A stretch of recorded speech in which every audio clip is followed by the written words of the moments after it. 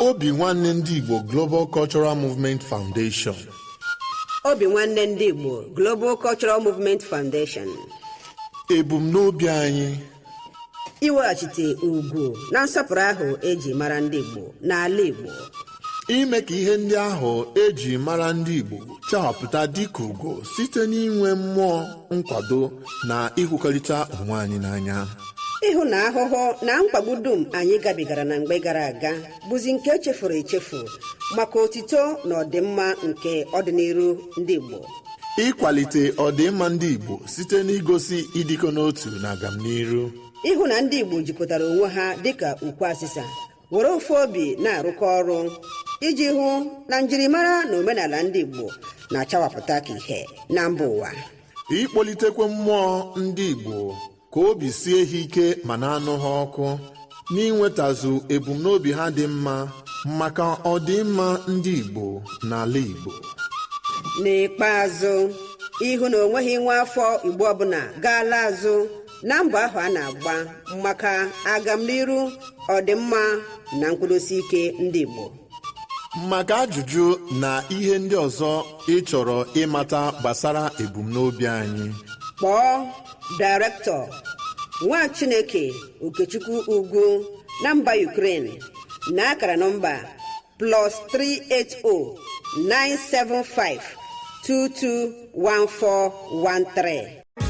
With over 87 million people living in extreme poverty in Nigeria, corruption and poor governance only worsen the situation. That's why Caregivers International Corporation, an American-based organization, is committed to making a difference. We prioritize helping the poor and vulnerable in the 5 Igbo states, Abia, Anambra, Enugu, Ebonyi, and Imo, providing aid to those in need, empowering youth through development programs, and promoting accountability in governance. We believe that those in power must be held responsible for their actions. That's why we'll take any governor to the highest court of law if they abuse their power or engage in corrupt practices even after they've left office. Join us in our mission to create positive change. Follow us on Facebook, X, formerly Twitter, YouTube, and Telegram at Caregivers International Corporation. Together, we can build a brighter future for the vulnerable populations. Signed, Chief Daniel Chika, Chairman, CEO, Caregivers International Corporation.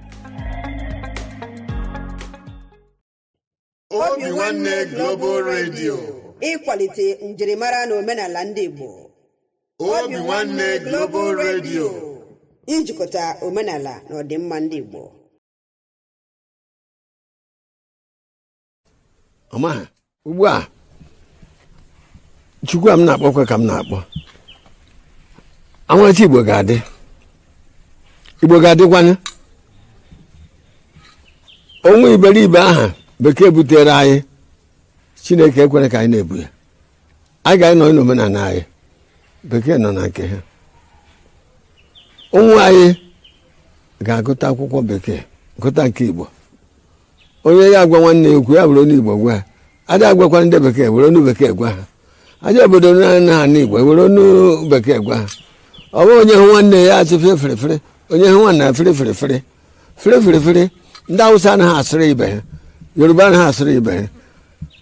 Even ndị River na ndị ọzọ anaghị asịrị ibe ha. But ọ bụrụ ndị Igbo ahụ fere eme onye na-asịrị ọnụ ihe kwuru ma ọnụ. Chukwu anụ ma yọgụ ka omenala Igbo mụmụ ichie ụmụnna bụ ike na-akwado m ekwadochie ike ka ihe Igbo na-aga ọfọ a ga-esiri kwesịrị. Ugbu a ihe anyị nọbụ agụcha n'ọjọọ ọwụwa ya.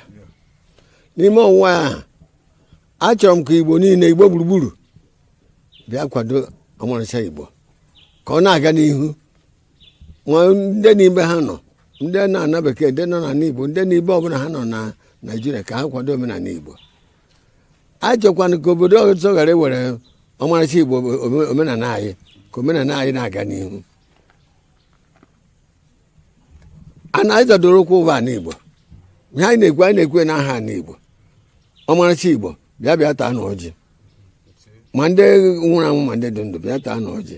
Ihe unu ga-akwado omenala Igbo. Mụ na onwe m kwadokwa nke omenala Igbo na ọmarịcha Igbo gaa n'ihu. Ugbu a ụwa m ọjị a. Igbo mma mmanụ. Igbo mma mmanụ. Ugbu a ụmụ Igbo ọ bụrụ na ị na-ege anyị ntị n'onu ma na-ekiri ozi ọma nke anyị na-ewetara unu na ozi ndụmọdụ na ịgbazi ọnụ nke anyị na-ewetara unu, biko ka ị na-esonyere anyị na YouTube, na-esonyekwara anyị na Instagram maọbụ na Twitter maọbụ na Facebook na ọ na webụsaịtị nke ndị obi nwanne m, ka anyị wee na-ezinye abụ ozi ka o si wee kwesị dị na-adị, maka na oge erugo mgbe anyị ga-ebupụta ihe nke njirimara Igbo na asụsụ Igbo na omenala Igbo na ihe gbasara ndị Igbo niile n'ụwa niile, ọ kacha ihe anyị na-achọ bụ Biafra. Ị ga na-afụkwanye abụ ozi ka ọ ga na-abịa, ị na-esonyere anyị, ị ga na-ama mgbe anyị tụpụtara gị ozi nke dị mkpa iyi amara, ma wee marakwa ị ga-eme ngwa ngwa ka emeghara ọdachi.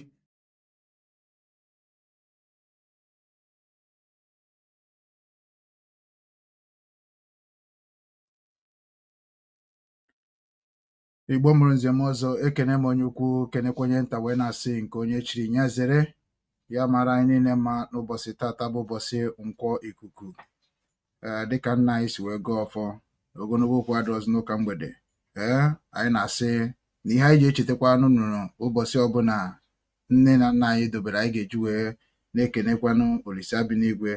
Anyị na-echetakwana ya ugboro ugboro nọ na-enye ha ndụ, na-enyekwana ha nwere n'ebe ọbụla ha nọ. Ọnụ ka onye nwanne ejebere eje ọ na-eche maka ya, ịghọtago. So ọ dị mma na onye Igbo ịpụta ụra ụtụtụ ịga ọfọ esi ekene dịrị mmụọ na-echekwada dị, dịka o si abụkwa ndị ụka tetekwa ekenekwa Jizọs, kenekwa Chineke kerefa.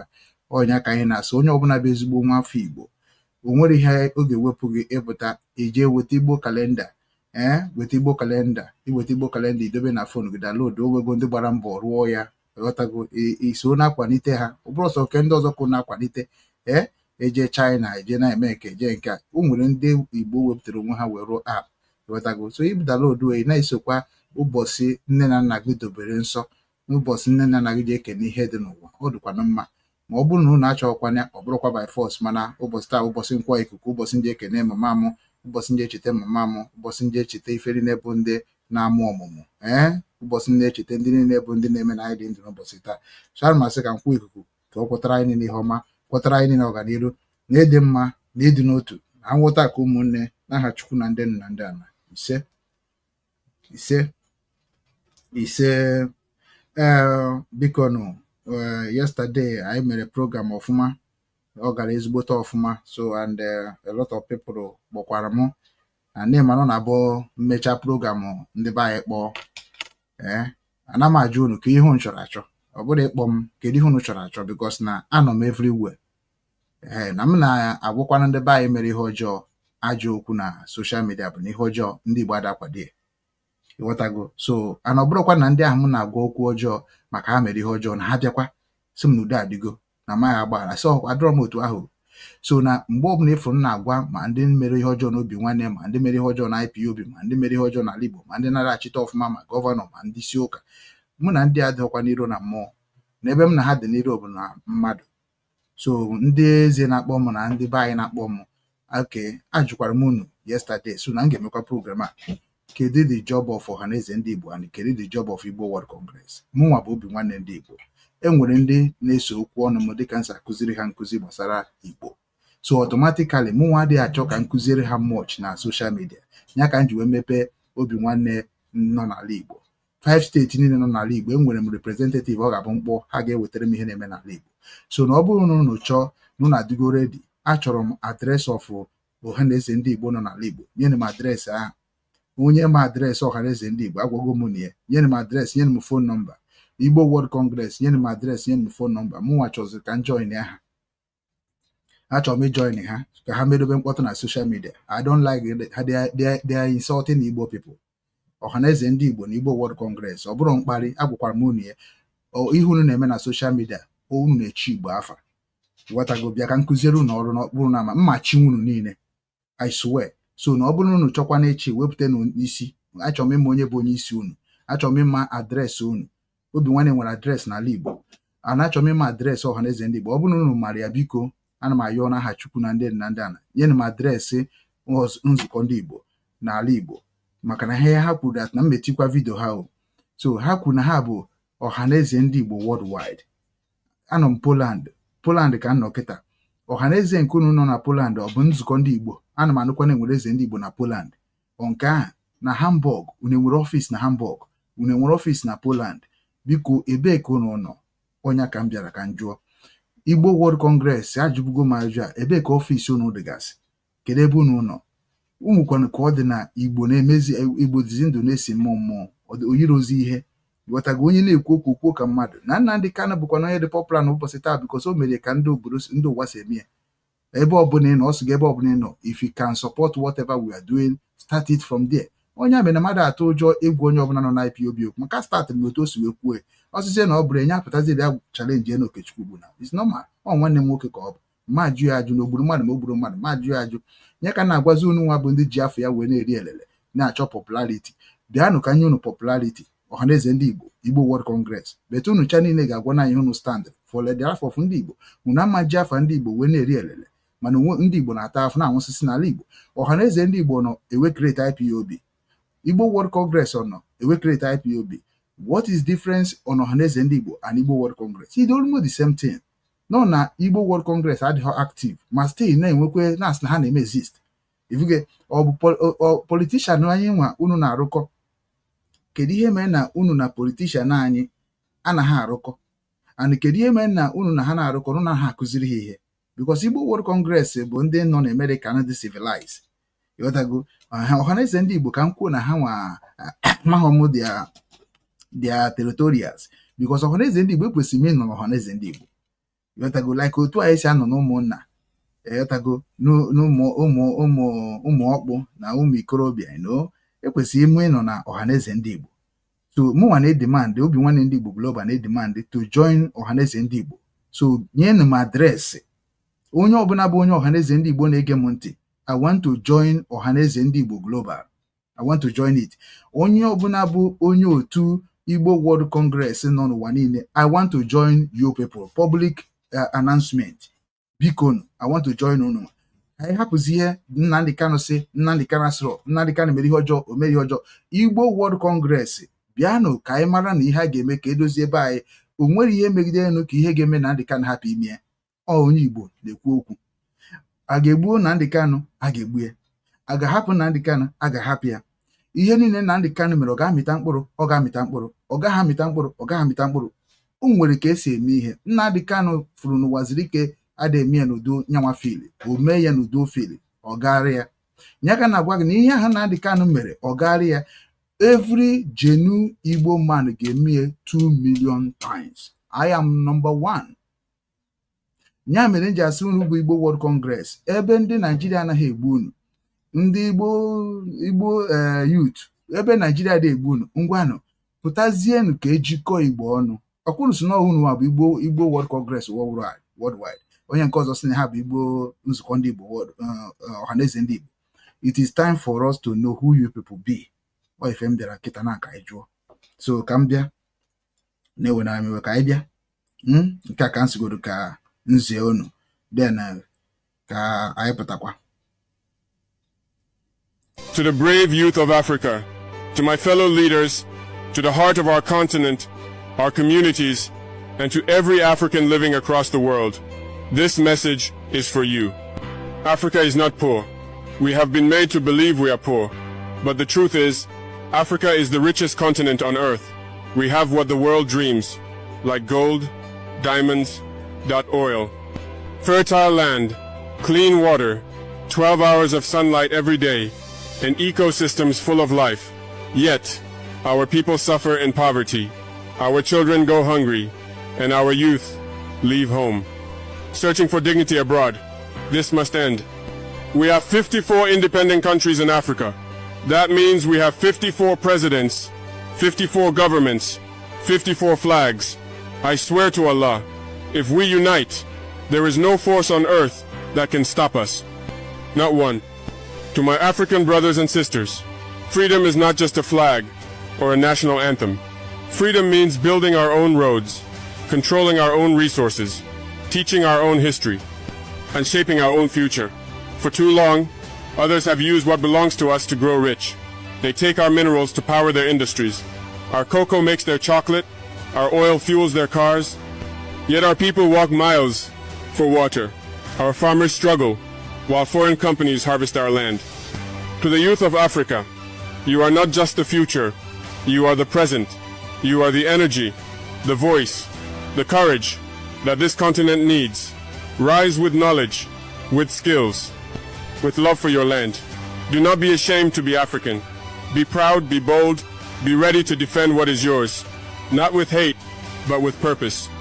To African leaders, I speak with respect and humility.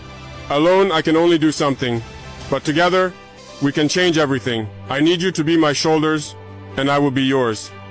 Let us stop waiting for solutions from those who benefit from our problems. Let us create our own path with African unity, African pride, and African solutions.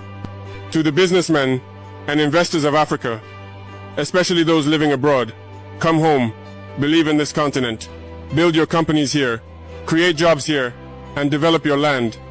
Let me joke a little with my wealthy brothers and sisters who live in the West. You spend your life, your time, your money to build beautiful cities in other countries.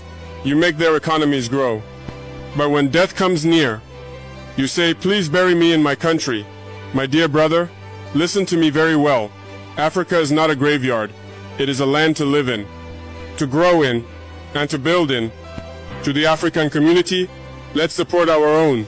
Let's buy from African farmers, work with African hands, invest in African talents. We must stop waiting for help. We must help each other. From Cape Town to Cairo, from Dakar to Djibouti, we are one family. Divided, we are weak, but united, we are unstoppable. Africa does not lack brains. It does not lack ideas. It does not lack courage. What Africa needs is unity, real unity, not in speeches, but in action. We must trade with each other, teach each other, defend each other, and love each other. I am not perfect. I am not a prophet. I am just a man who refuses to see his people suffer in silence. If they try to kill me for speaking the truth, let them try. But the voice of truth will not die. I do not fear death. I fear watching Africa sleep while others build empires on our backs. Let the world know this. Africa is awake. We are rising, not to beg, not to borrow, but to build, with our hands, with our minds, with our hearts. The journey is long, but the time is now. May Allah protect our people, and may the spirit of Africa never fade.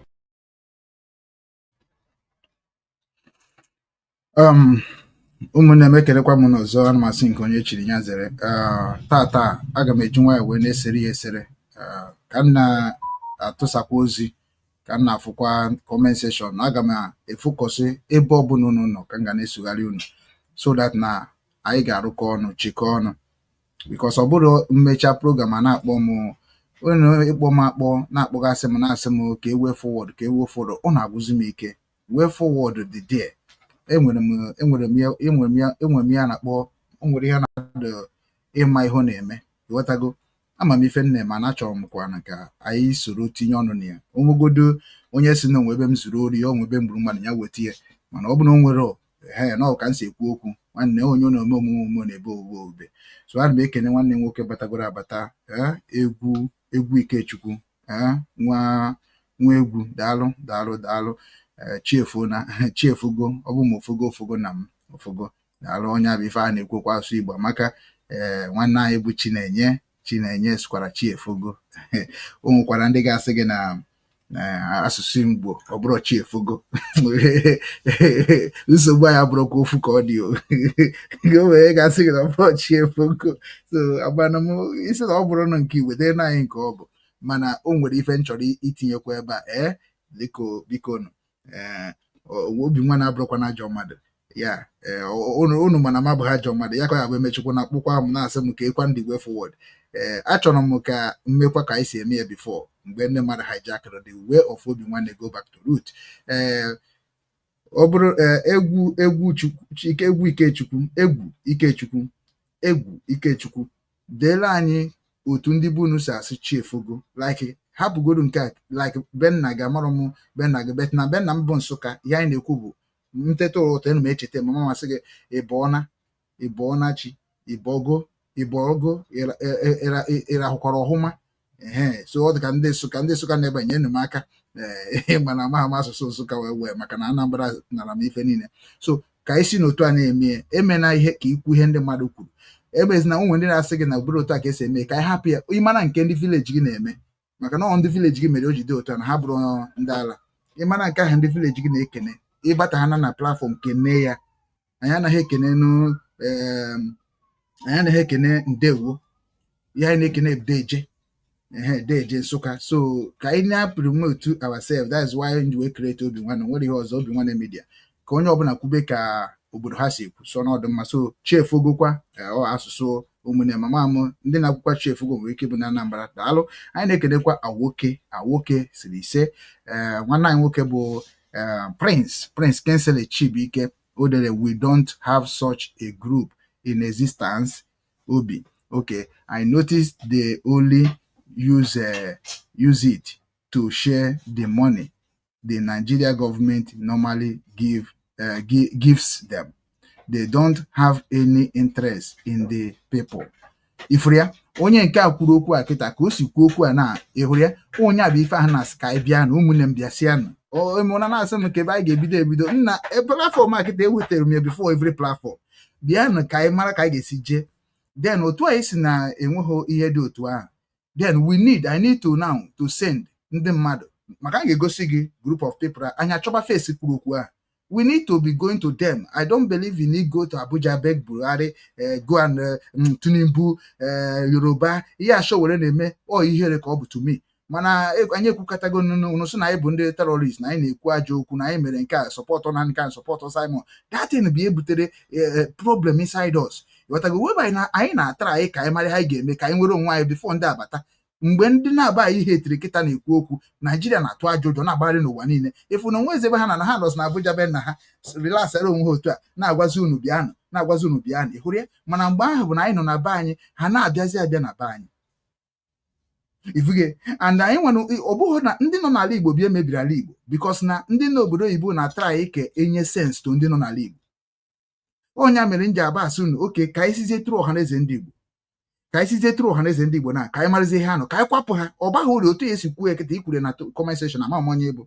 Ọ ga-adịkwa m mma na ọ bụrụ na ị bịa proof wee wetago, because amaghị m ebe ị nọ. Ọ bụrụ na Prince Chibuike amara m obodo ị nọ, ọ bụrụ na ọ n'ala Igbo ka ị nọ, because na ana m achọ nke onye na-ekwu ka ọ na-ekwu ọfụma. Mana ama m na Ohaeze Ndị Igbo anọghọ na Ukraine, anọghọ na Germany.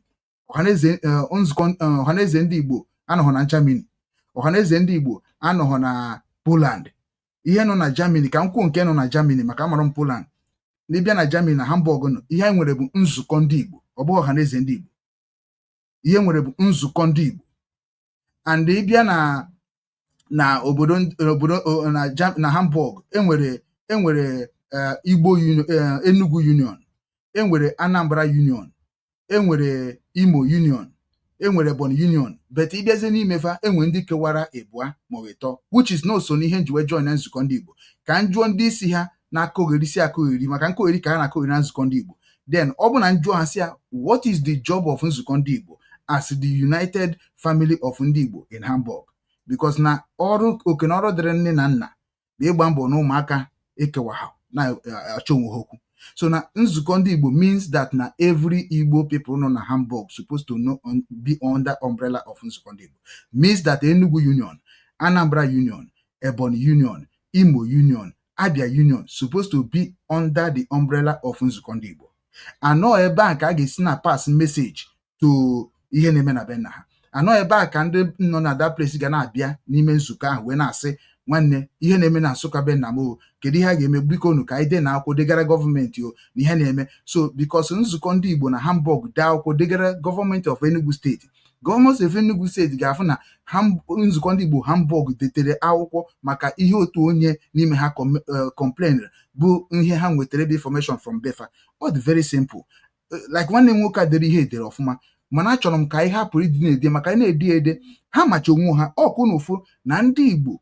O nwere a lot of things mma about ndị Igbo whereby that na achọrọzụ m ka e were Nnamdi Kanu na-eme destroy Igbo land. Achọrọ m ka e were Nnamdi Kanu wee na-destroy the life of ndị Igbo. Achọrọ m ka e were Nnamdi Kanu na-eme politics. Achọkwana ka e were Simon na-eme politics. Hapụnụ ha. agwa m unu na ha ya ata ya ata sịta ya ata agwago m ndị lọya unu ejezina die hapụnụ Nnamdi Kanu sịta ya ihe gbasara Nnamdi Kanu adịgo n'ụwa niile ọkwa emegidekwuo na Nnamdi Kanu sị na ọnya ga-edifendị onwe sọnsọ ya mụ nwa na onwe m amago na Naijiria si na ya pụta anyị niile mụ nwa ya gwariri ya gibie ị na-eje na-ekwu okwu Nnamdi Kanu kesa na-adọkpụ onye ka anyị wee condemn other fundraising. I will never support that nonsense. We are not a beggar. Igbos are not a beggar. Anybody who said let's raise fundraising is a criminal. I don't support it. And me ekwu okwu nka m ga-abụ nkwucha ngwa gị eruechi efe ya onye Igbo ọbụla Nnamdi Kanu nwere problem need ego Igbo World Congress a and nzukọ and nwanne anyị ndị akịta na-akpọ nzukọ ndị Igbo dee na akwụkwọ dejere ha na ha ga-ewe organization ha wee mee something achieve without anyị nwe bịa mebe mkpọtụ na social media ije na nke metụsara click this link and click this link and ka donate any amount imana ibuzi a beggar. That is why George onye bere asị a beggars I believe m na ịbịa ya iyo na social media nchọ kịta na dịka onye njiji ajoin m nzukọ ndị Igbo na Hamburg to liberate them, to teach them, to put my own mindset and I can họrọ ebe ha na-eme họrọ kịta ghasa na achụpụgo ha maka mkpọtụ ha na-eme maka nonsense ha na-eme and anyị ka na-echekwa ka anyị mara ebe ha chọrọ ibu anyị wee je and ebe ọbụla m batara m ga na-agwa gị ife na-eme ga na-ewetara gị update and esego m foto ha nche na onye ọbụla zuzuru ezuzu. I have to tell you people onye na-emebi ndị Igbo na Hamburg because of my mission. So otu a ka anyị si chọọ kịta na ka anyị jikọọ Igbo niile ọnụ obi nwanne ndị Igbo apụtago na kịta na mma na fly ebe ọbụla ndị Igbo na-eme ihe na the whole Germany, the whole Europe. I have to go there to ask them, what are you people doing? Imo State na-enye nsogbu onye Imo nọkwa ebe a ndị Anambra na-enye nsogbu Anambra nọkwa ebe a. From there onye ka ọ ya bụ mgbe Igbo ka bụ Igbo ọ bụ na otu a kịta gọvanọ of Anambra State na-eme election ọ ga-abịa Germany bịa visit ndị Germany gwa ndị Germany na ego niile ụnụ na-akpọ na ụma si n'aka ya wee mebie onye abịa ha na travel mgbe a mana ihe niile aghasa na because na IPOB pụtara. I understand. Then otu a kịta IPOB pụtara fine and good ka m were dat na ọ na-adị mma ịnọkọtakwa na ịrapụ nwata na-efe isi kpakabaka ka o mee ife ahụ ọ chọrọ ime wetago so anyị ka m were na anyị nwa bụ IPOB anyị bụ na-asa ahụ n'afọ anyị emeela ọwọkụrụ then ka anyị na-echetakwa anyị bụ ndị na ụmụaka nara akụ nna ha n'iyi biko ya ka m ji asịzi Ohaeze Ndị Igbo Igbo World Congress dị before IPOB forgive us as ụmụaka gị na anyị chọkwazịrị ka anyị mara ebe unu nọ mepee na anyị ụzọ ka anyị bata ọnya bụ ihe nji bịa na program a ka m wee gosi ndị na-akpọ m asị m na hapụ Biafra hapụ ihe ekwu maka Nnamdi Kanu hapụ nke a na ị nwere vision ị nwere future oke ngwanụ nso unu ga-abata n'obi nwanne nke mụ nwa create goro launch ya n'ala Igbo unu asị na ọ bụrụ na m ga-emekwa nke ahụ m kwuo nsị na amaghị emezie na mụ nwa abụrụgo ndị obi nwanne bụzi spiritual obi nwanne m ihe nchọzọ ịjoin nke ahụ unu ji arụ with Nigeria gọọmenti ya ka m chọrọ ịjoin nke ahụ ji arụ with gọvanọ nke ahụ unu ji ele ngwa afịa nke ahụ ji atụ na kontena ya ka m chọzọ ịjoin enweghịzi m grup nwere kịta bụ onye ọbụla bụ Okechukwu onye ọbụla bụ mmadụ werezie otu ahụ isi wee dị kịta ka anyị join na Ohaeze Ndị Igbo ka anyị joinizie ndị ahụ bụ anyị ụzọ ghọtago so obi nwanne bụ biznes ka m emebe na ose etie ghọtago so ọnya ma nji wee bịa taa ka m gwa unu na ọ bụrụ sọsọ dị na-akpọ privacy ọ bụrụ na adịghị capable ka Nnamdi Kanu si dị capable ka Simon ji si dị capable wee kwuo ihe ha kwuru na social media nwanne wee bute na anyị nwa ka anyị so na-ekwu unu na-akpuo mana ọ bụrụ na achọghọ ikwu iwepụta anyị ngwanụ wepụta na onwe unu ka anyị promote unu ghọtago because na Igbo nwere ife niile. I respect the way Igbo si wee nọrọ n'ụwa niile mana ulite na-agbaka mission Igbo anọghọ unity and the unity of Igbo dị very simple. Ma ndị dịka m nsi mụ na onwe ndị kpọrọ m yesterday, I love them. Ọ kwefuru ma ihe ego mbute ma ego ntụta ma ego ịmagonu ka o si adị na nsogbu adịrọ nwanne o nwere nke ha si kwuo okwu nsi ha nsogbu adịrọzi adị m ekwutọzi unu ghọtago onye chọzi ije buru nke ọbụla jee buru n'isi ya ghọtago mana mụ nwa nọ ebe m nọ ghọtago mma abịazi na-ekwuzi otu ahụ si na-ekwu mana orugo ọ bụrụ na izute ori izutere for yourself ka izutere for obodo gị ọ bụrụ na ibute ike ibutere for yourself ka ibutere obodo gị. So anyị nidizi na nke onye na-eme maka na ọ bụ nke anyị na-emebi ihe ọjọọ ka ije esi eze ịbata mitin ndị Igbo ifuge ihe iji ha bata ebe ndị Igbo nọ because the way isi eme ife na-atụ gị ụjọ anọghị ife ndị anyị na-ekwe ga-abụ njucha. Ana m ajụ kedu grupu dị sincere, which group dị obi nwanne dị sincere can volunteer or dị sincere the sincerity of obi nwanne ka m na-achọ ka m mara na nzukọ ndị Igbo Ohaeze Ndị Igbo and Igbo World Congress ọ karịrị ya. Ọ bụrụ na ọ karịrị ya, m join ya. So American ka m na-anụ Igbo World Congress ọsọ ebe ahụ. So ka anyị na-agakwa n'iru. Ọ bụ na ị mara information about Ohaeze Ndị Igbo Igbo World Congress, biko deere m ya. Nwanne nwoke a dere ọfụma. Anyị amara unu, amara m unu. Mbọsị ejofọ nke ahụ m nọbụ na Igbo World Congress kwuru okwu, uche ejikwa vidiyo ọ sị that na ha nwa na obere niile n'ụwa niile. Njụọ ha kedu saịdị unu nọ na ebe m nọ mgbe ahụ Hamburg. O nwere ekwuru okwu. Ịghọtago otu akịta m kwuru ihe akịta na imagine sigodo ị chọrọ ijoin obi nwanne ka unu funu a Yoruba mana unu m ihe unu na-eme, Awụsa mana unu m ihe unu na-eme, ụwa mana unu m ihe unu na-eme. O nwere many people megoro ihe ọjọọ na-achọghọzi ka mmadụ mara. So ụmụnne m ndị na-akpọ oku na-abụ all those people bụ ndị ihe na-esiri ike. Onye bụ ihe obi nwanne na-eti mkpu. Achọghọ m ndị ọgaranya. Ihe m chọrọ bụ ndị ahụ niile bụ ndị ọ na-atụ n'ọnụ n'ụwa niile.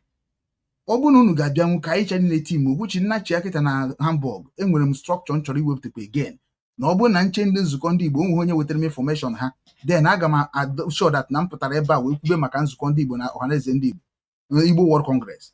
Anyị ga na-eje na nzukọ ndị Igbo na-agwafa maka na ha ma ihe ha na-eme. Ije na WhatsApp ha oli mgbe mmadụ nwụrụ ka onye ọbụla ga-ekwu okwu, mana ewepụta atụmatụ ga-abara nwanne ha uru, ha mee ka ha danụ ya.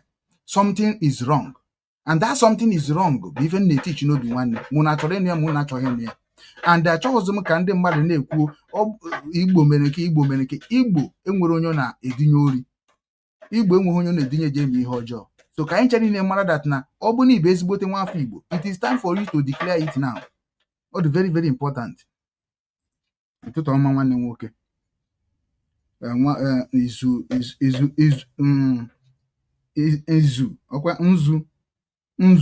Nzu buchi.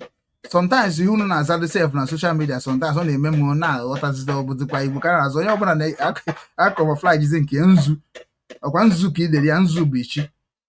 Ọkwa ya ka idere kọba izuchukwu. Mana ihe anyị nwebe izuchukwu, which is na izu bụ mmadụ ịgba n'izu. Ịghọtago izu bụ chukwu. Onye ọbụla kwesịrị ịma afọ ya. Nwanne m akpọtakwa m ya ọfụma.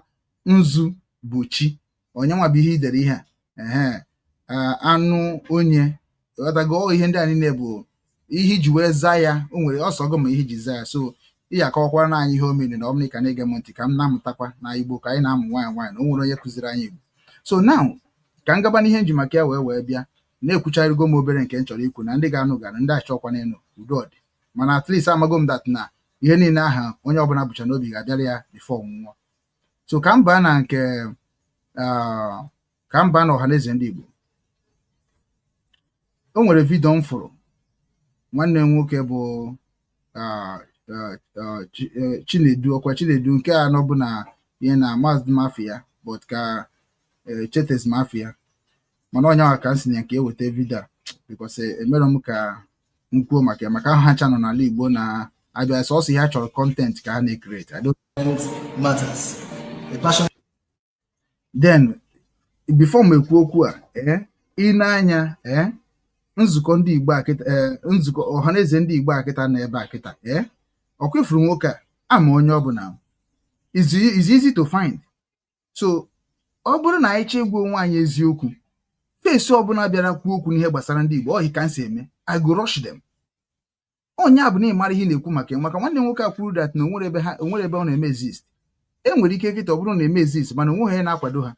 And mana Ohaeze Ndị Igbo karịrị akarị amadị nke anyị ga-ese eso. Watago Ohaeze Ndị Igbo nọ na Ohaeze Ndị Igbo enwe eze ndị Igbo na Ghana. Watago Ohaeze Ndị Igbo nọ enwe nzukọ ndị Igbo na Hamburg. Ha na Jos zafa sọrọ ha. Otu na-azụ obi nwanne ndị Igbo. Ọ bụrụ is not a movement. Is like integration. It's like a institute. Eme m obi nwanne ka ọ bụrụ movement. Onye amena mmụada command. Watago mụ na-eme na mụnwa create obi nwanne as institute. Ebe a na-akụzi nkụzi. Ebe a na-direct ndị na-amara ụzọ ka ha mata ụzọ. Ọ ihe obi nwanne mission. Watago ijekwa na their own terms and conditions and their constitution. Ị ga-afịa m njọ njekwa ma ya. Mana ha chọ ka ọ bụrụ movement si ha mba. Na IPOB bụ movement already.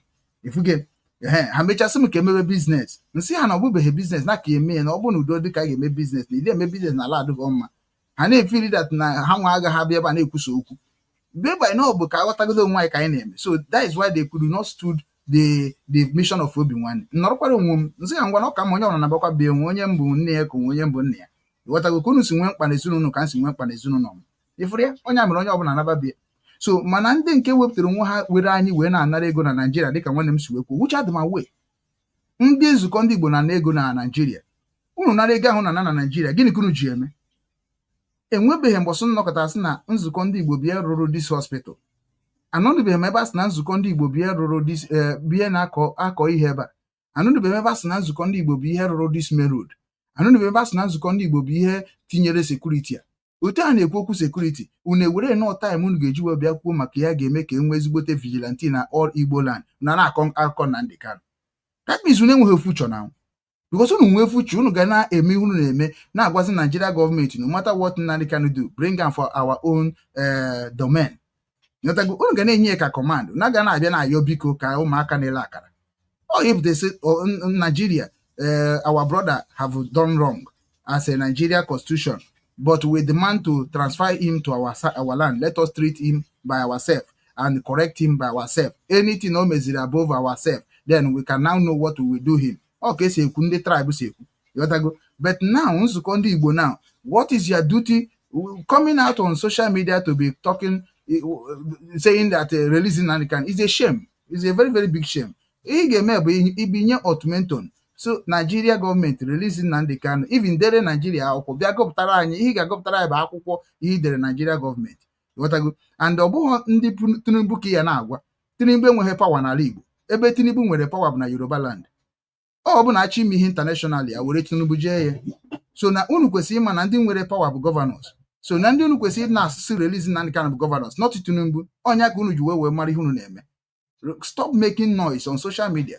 Tell us your address ka anyị mara ihe na-ekwu. Listen to ụmụnne gị bụ ndị ahụ bụ ndị si na ha bụ Ohaeze Ndị Igbo. Onye mepe je bụ real estate na-atụ ahịa na China na-emecha ọtụtụ ihe ọjọọ dị iche iche join Ohaeze Ndị Igbo. Ijoin Ohaeze Ndị Igbo bịa ka ịkụziere ife ahụ dị n'ala Igbo. Ha ncha chụọ gị ọsọ. Onye ma many people ji condemn all those things. Because na ụta na-asị kịta nyenu m kọntaktị Ohaeze Ndị Igbo, nyenu m constitution of Ohaeze Ndị Igbo ka anyị wee mara na-agụzi ya na-akọwara ndị mmadụ ka ha bata ọka nsi wee kọwagide ndị mmadụ join IPOB. So adị m willing now to promote Ohaeze Ndị Igbo. Adị m willing now to promote Igbo World Congress. Unu si unu bụ ezigbo mmadụ, unu si unu nọrọ ndị Igbo, unu si na ọ bụ ndị Igbo ka unu ji aga, wete na adreesị unu, wete na ọfịs unu ka anyị kwube maka unu, kwube maka executive unu, kwube maka ndị na-achị unu ka anyị jebezi asị ndị Igbo.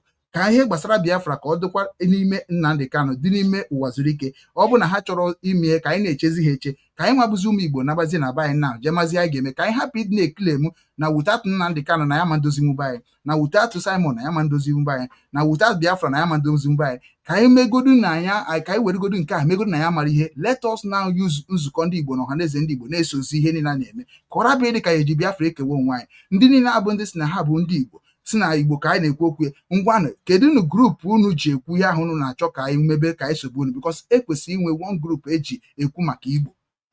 Ife m na-ajụ ife m na-ekwu onye ka m ji si na Obi Nwanne Ndị Igbo declare go I want to join Obi Nwanne Ndị Igbo want to join Ohaeze Ndị Igbo and the Igbo World Congress worldwide. I want to join unu. Nyenu m contact, nenu nọmba m, nenu nọmba m ebe a, nenu nọmba m ebe a.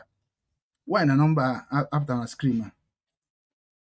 Okay, yes, ọ na-aga n'ala.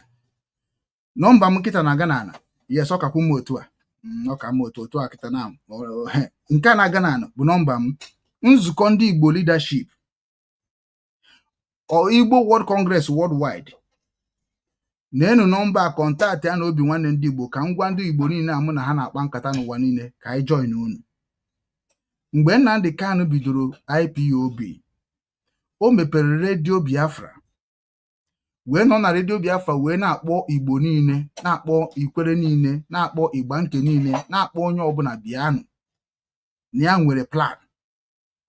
Ọnya mere na mụnwa hapụkwuru ihe gbasara Igbo wee join ya bụ Nnamdi Kanu. Then ka m were na ojekatazi jefe ụzọ ka anyị dobe otu a. Then ngwa kezi ndị ga-etekzi over ebe Nnamdi Kanu kwụsịrị. Ohaeze Ndi Igbo anyị na-enyezi unu ya as a tax. Igbo Work Congress anyị na-enyezi unu ya as a tax. Kedu unu ihe unu chọrọ ka ala Igbo dịka ya? Onya ka anyị na-ekwu okwu ya. Then ka anyị gee ha ntị. Let's appeal to President Bola Ahmed Tinubu, Grand Commander of the Federal Republic. We, the Ohaeze Ndi Igbo Worldwide Forum of State Presidents, rising from a crucial meeting held on the 17th day of October 2025, here in Oka in Anambra State, make an Oka Declaration 2025 via a demand and passionate appeal to His Excellency Asiwaju Bola Ahmed Tinubu, our dear President and Father of our nation, that one, we make a safer soul demand today for the unconditional release of Mazi Nnamdi Kanu without further delay, by way of this passionate appeal to His Excellency Asiwaju Bola Ahmed Tinubu, the Father of our nation, President and Commander-in-Chief of the Armed Forces of the Federal Republic of Nigeria. As long as Nnamdi Kanu remains unjustly in prison, to us as Ndi Igbo, all Igbos are in jail.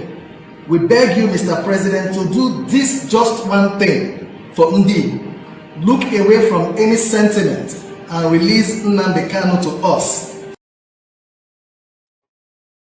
Then Okuno nori ha kwuru, because all ife mu na omu watara, that na ọ bụrụ na ijide Nnamdi Kanu, arrest Nnamdi Kanu, kpọchie Nnamdi Kanu, ikpochiri ndị Igbo niile. Mana ịjụọ m ga-asị gị na ọ bụ otu ọ dị n'omenala, na ọtọchị ofu na ezinụlọ ọtọchigo onye ọbụla. Onya bụ omenala Igbo. Yes, mana begging Tinubu to release Nnamdi Kanu is not a right way now. We don't need to beg Tinubu. Tinubu is not the one that arrested Nnamdi Kanu. Tinubu is part of Nigeria government that is supposed to arrest Nnamdi Kanu. It's not only Tinubu. Tinubu don't have power to decide on Nnamdi Kanu. That is why in just Ohaeze Ndi Igbo echem no na ma ihe dị na politics. Una akpachazi anya na arụ arụrụ ana. Una akpacha anya na-eme ka ndị Igbo na-ata afụ. Tinubu abụrụ enwa bịa eji Nnamdi Kanu. Ndị ji Nnamdi Kanu bụ ụmụnne Nnamdi Kanu. Anụnụ kpacha anya na-abịa na court na-eme ka ọ dịkwa ka as if to say that ọ na-abịa n'onye solidarity. Onye amenu ji confuse masses. Ọ na-abụ ejide onye not eshuwe the threat ka ha ga-eshu threat. And that threat before 24 hours emere ihe hapụ.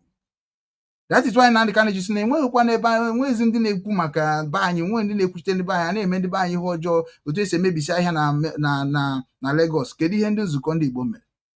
Otu esi emebi ahịa ndị be anyị na Lagos. Kedu ihe ndị Ohaeze Ndi Igbo mere? Ọ bụghị mbụ ka emebirie, ọ bụghị ebua ka emebirie, ọ bụghị ịtọ ka emebirie. A na-egbu ndị mmadụ n'Imo steeti. Kedu ihe ndị Ohaeze Ndi Igbo mere? A na-egbu ndị mmadụ n'ụzọ 1. Kedu ihe ndị nzukọ ndị Igbo mere? Kedu ihe Igbo World Congress mere? A na-ezu ori n'ala Igbo. Kedu ihe ha mere? Ọ bụrụ ọzọ ha nwa bụ ndị nwe obodo. Kedu ka esi nọrọ n'obodo n'ọnụnụ ewu anwụọ n'ọgbịrị?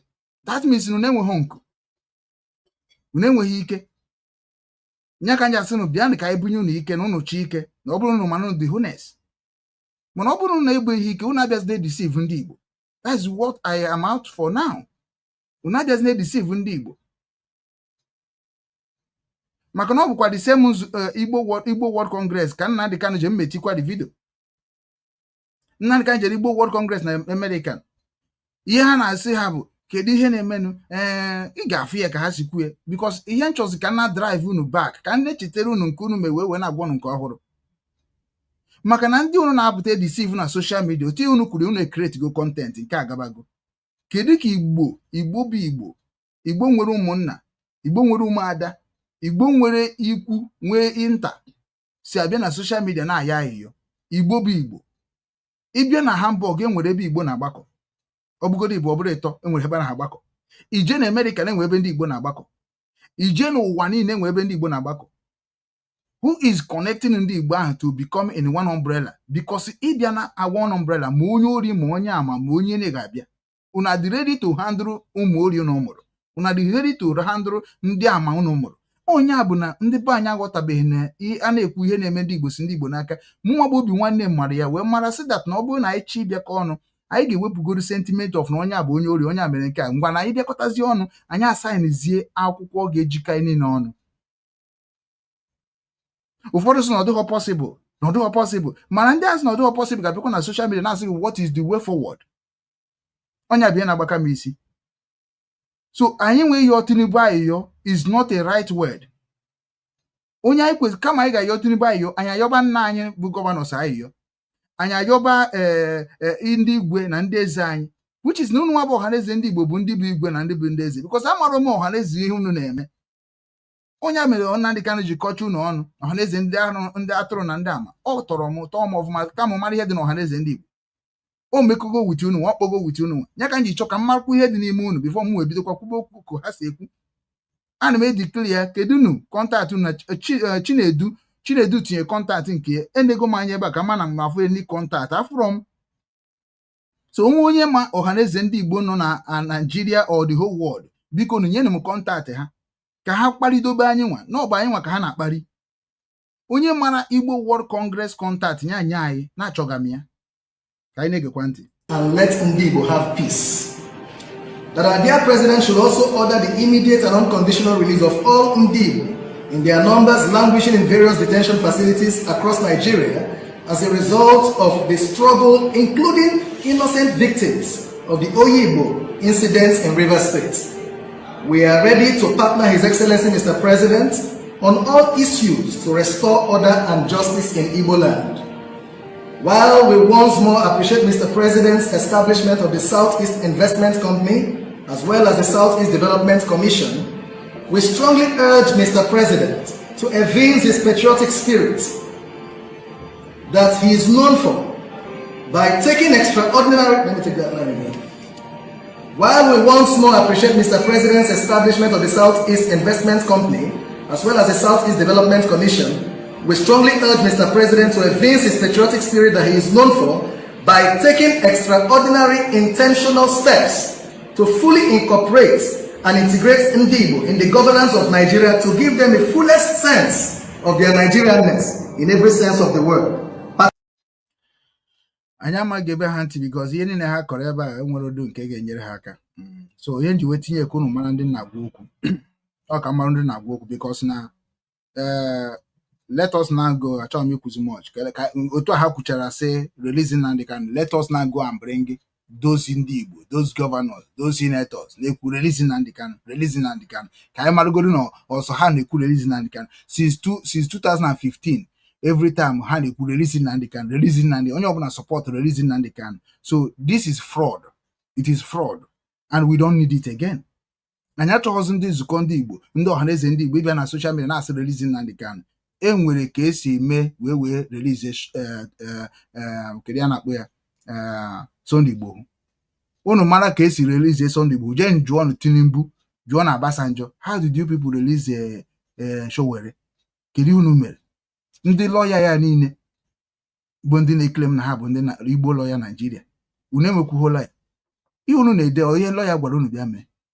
Mbosi release Sunday Igbo bụ egbe. Abịa na compound agbakwa imakwa ihe mere ihe a bụ ka o wee dịkwa ka emerie n'ụdị na emekwuo na ndị Yoruba ihe mekwuru na Nnamdi Kanu. Bete ebe anyị si jidezie ha kịta gwa unu ji release ya unu release nke anyị. So ihe bụ unu kwesịrị ịgbado ọkpa kịta nwa bụ ndị nzukọ ndị Igbo, ọhaneze ndị Igbo, Igbo World Congress bụ na amara ihe mere onye ukwu si mee onye nta. Ọ bụrụ ịbịa na social media na-emeso mkpọtụ. Anyị nwa bụ ndị anyị bụ journalist na abụrụ journalist. Anyị nwa bụ ihe kwesịrị ịdị na-ada ekwu ihe unu kwuru. Ifuru ya maka na otu unu na ebe ahụ even background unu dị too local. Ehoro nzukọ ndị Igbo, ehoro ọhaneze ndị Igbo, look at ebe unu, look at kind banner unu mere 5,000 banner. Look at the good background unu na ehoro nzukọ ndị ọhaneze ndị Igbo. Unu enwe ike inwe conference hall. Sometimes na onye abụ ihe ọ ga-abụ ezigbote nwafọ Igbo na-enecha ike agwụ ya. Otu a na-ekwu maka unu kịta ike ga na-agwụ ọtụtụ ndị mmadụ. Because ihu unu wabudori achọghị m ịkọbụ unu ọnụ. That is why nyere m nọmba unu. Mụ na-enye m nọmba unu ọkwa ya bụ ihe eji akọ ọnụ eruasị n'Igbo na-akọ onwe ha ọnụ na ịdịghọ civilize, ịdịghọ respectful. nna kịta na anyị dị respectful Ohaeze Ndị Igbo or Igbo World Congress nye m contact nye na obi nwanne ndị Igbo contact nye m contact achọrọ m ịwọk with unu nwa ọ bụ na mma abụ media representative unu mụ abụrụ media representative unu ọ bụ na mma na-abụrụ unu public relationship officer mbụrụ unu ya I want to join Ohaeze Ndị Igbo nzukọ ndị Igbo maka amara m ebe unu nọ show face ọ bụrụ ihe unu na-agụgharị na social media show unu face nye na ya address publish ye what is the website of them amara m ya maka ịtaịpụ na Google nwe ihe na-afụ ebe ahụ mana mgbe ya join nke onye ọbụla na-ekreti nke bụ original ọ ife m chọga amara m original Ohaeze Ndị Igbo o nwere nke Ohaeze Ndị Igbo kpọrọ m mbọsị nwanụ oteena na river si m ka anyị join na together mana ihe sere m na ndị nke a bụ na agwa m asị ya na m nwadị emekwa ihe ụka mgbe a ka nna eme ụka ji ọmanya anụ ndị ụka o ebe ga-abụ mbata anyị na-aga ọfọ a na-asị in Jesus name that is ihe chụrụ m ọsọ mana ịfụ na ha cha amarụsịghị ihe na ifuge so ihe chụrụ m ọsọ mgbe a and ha masị that na ọ na ga-emekwa na anyị agaghị na-ekwu against ụka o kwuchachara okwu nsị a na ọdọ ọkwa possible for me o na me preacher abịara m ịchọ mmadụ okwu na ya bịara ibikwa gị na nke ikpere adịrọ mma na nke ime na-emegide mmadụ onwe nke na-emegide mmadụ na-emekwu unu ikwujọ onye ọjọọ bụ ezigbo ihe ka ọ bụ then ka anyị jee n'Igbo World Congress nke a kịta na-abụ ndị Ohaeze Ndị Igbo Nnamdi Kanu ejego gwa unu si unu ka enyi ha ga-eme ka be anyị dị mma unu nwa sị gịnị unu nwa bụ ihe kpara nkata witinye nwa then nkata unu kpara ọ bụ na Nnamdi Kanu emere ihe unu kpara ngwa bịa gwazie na anyị ya kịta biko unu ana m ayọzi unu ayọ bịa gwa na anyị ya kịta unu maka na onye ọbụla bụzi Ohaeze Ndị Igbo onye ọbụla bụzi Igbo World Congress onye ọbụla bụzi leader of ndị Igbo and I like Romeo like that achọrọ m something ọ ga-abụ mmadụ na-eme na-ekwu onwe agba dịka ndị Muslim dịka ndị Jewish dịka ndị na ọnya ka IPOB ji wee bịa wee mee ọtụtụ ihe mere na ndị be anyị tete n'ụla and mụ nwa so wee mee ọwọkụọ ya ka na-agwụrụ na Ohaeze Ndị Igbo unu menwukwara ya o unu menwuru ya so declare na onwe unu declare na contact unu publish contact unu etikwu m contact ma na-aga n'okpuru na ọ ga-agagide nkwuchi okwu gbasara unu na contact a na ihe onye ọbụla bụ onye mebiri na achọrọ social media this thing okay contact ya na anyị ka anyị wee mara ihe unu na-eme ka anyị mara na na-arụkọ with ndị na-emegide anyị ka anyị mara na eso na-emegide anyị ọ ihe anyị chọsị na because na mụ nwa na onwe m chọrọ inyeziri ndị na-edistọpụ m aka obi nwanne ka ịkwanụ ebe a ga-efolo ebe m folo Nnamdi Kanu si m efolos na ya etago kedu ihe ọzọ unu chọkwana yotago so ka m bịa soro unu na-akọ release Nnamdi Kanu no asị m na onwere ya ga-eme Nnamdi Kanu na onye ọbụla mere Nnamdi Kanu ihe na anyị chene ga-ata afụ ihe a bụ normal way busie na onwe ihe mere Nnamdi Kanu that means na ihe niile ha iji maka eso Nnamdi Kanu will later happen onye abịa anyị na-ekwu na common sense so now maka na ọbụ ọta ka emebere anyị ihe ahụ Nnamdi Kanu went to Ohaeze Ndị Igbo Igbo World Congress wee gwafa ihe ọ gwara ha mechekwa jee with IPOB jee Canada nwe ebe Nnamdi Kanu eji nga na-etinye short ka m hapụ igbu oge nke ọ bụla unu ma na-amarago the story beta ka ọ dị record na ka etinye nke o jere na nzukọ ndị Igbo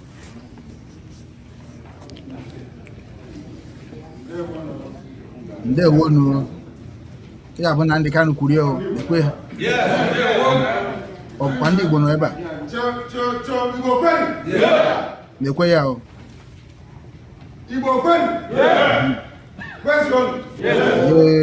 o setigo na-ekwe ha o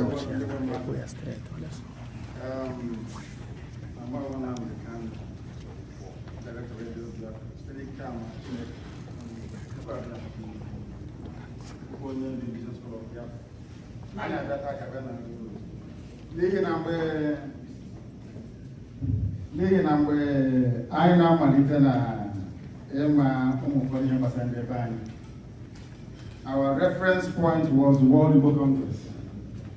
In fact, at the time we felt that World Igbo Congress was a state of its own. I will come to greet you properly later. We grew up hoping and praying that everything we want, aspire, wish for ourselves as a people will come via World Igbo Congress.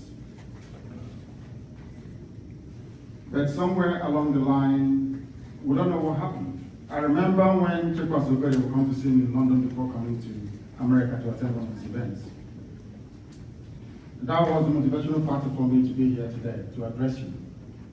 Because regardless of whatever may have happened before, you still hold the key to our salvation as a people. I have said it, it's on record. Any day America wakes up to its responsibility, by which I mean our people in America, then we'll be saved as a people. You have what it takes to set us free. That is the essence of my address to you today. And I do apologize if I haven't been here all day. We were running the program. I should have been here, of course, earlier, and I'll be here until the end of the program because I'm amongst our people here. Now, can I say serious book? Point number 1. Oyi akwa ndị Igbo. Ịnanya na tebụl niile ahụ dị ebe ahụ. Gefu na befe ifudo onye yi akwa ndị Igbo sef ebe ahụ, which is na ịbịa n'ala Igbo. Agwa mụ na m agwabụ nu something about ndị Igbo. Mana na achọbeghị ịghọta mana ka ndị emezie nwayọ nwayọ mebi na otu a na-aba mba kunu ji ewere m iwe. Ihe niile anụ n'oche a kịta sị na ha bụ ndị Igbo. Enwere anything concern symbol of ndị Igbo na tebụl a niile. Na onye nke bụ PRO or provost ifuru ka o si yiri black ifuru. This is as na anya ka eji ama ọka chara acha na ebuzo were anya rie before obi. Sometimes Nnamdi Kanu bịakwara represent ndị Igbo yirizie nke ndị Igbo wee bịakwazie n'ebe nwanne ndị Igbo nọ sef ọdụzi ka asị na ọ bụ ndị achọkwa ikwu much but ịma na too much ịma ihe bụ ihe ọjọọ n'ụwa.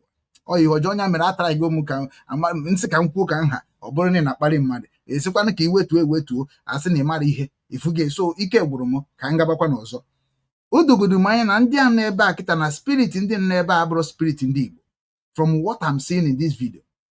Sọsọ onye bụ onye Igbo n'ebe a bụ Nnamdi Kanu ka nsị afụ ya kịta na ọ nọ ka onye sịrị ka ya bịa kọsara ndị na-emegide ndị Igbo ka ha kwụsị megide ndị Igbo. Ọ ife m fụrụ then nke a gaa ọ yokwuru apology for coming too late normal ọ ya bụ humbleness.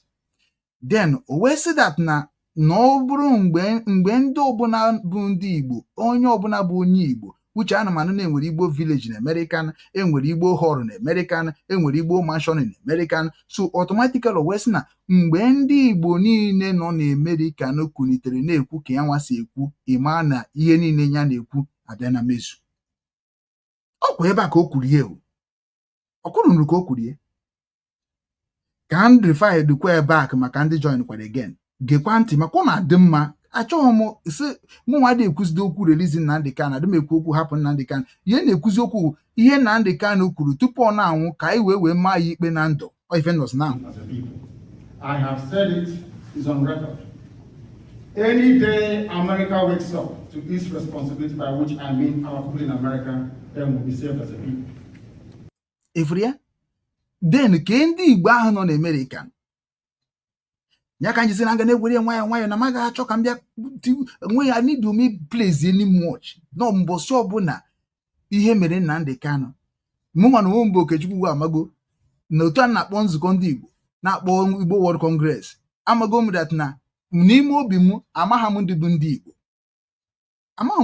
Igbo because abụrụ m onye Igbo ihe m bụ onye Nsụka onye Amaji mana ọ sị na m so na ndị Igbo na nọmba m ka ọ na-aga na contact me ma ọ bụ na m bụ onye Igbo because o nwere ndị bụ ndị Igbo a anyị na-achọ ndị Igbo onye bụ ihe Nnamdi Kanu na-achọkarị n'ụwa niile asịzi anyị na ya bụrụ ndị Igbo anya fọm IPOB na-emekwara nwaanyị tin anyị nwaanyị agbanyeghị na anyị nwaanyị ga-akọwazi ihe mere anyị n'ime onwe anyị. Ọkwa ndị Igbo ahụ bịakwa n'ime ebe ahụ ghasa ya na-asị na Nnamdi Kanu ghasara nke ha ihuge anonya ka na try kịta ka addition ọ bụghị IPOB bie united ndị Igbo. That is their mindset now. I understand all those things. I'm a journalist. I'm a research Igbo.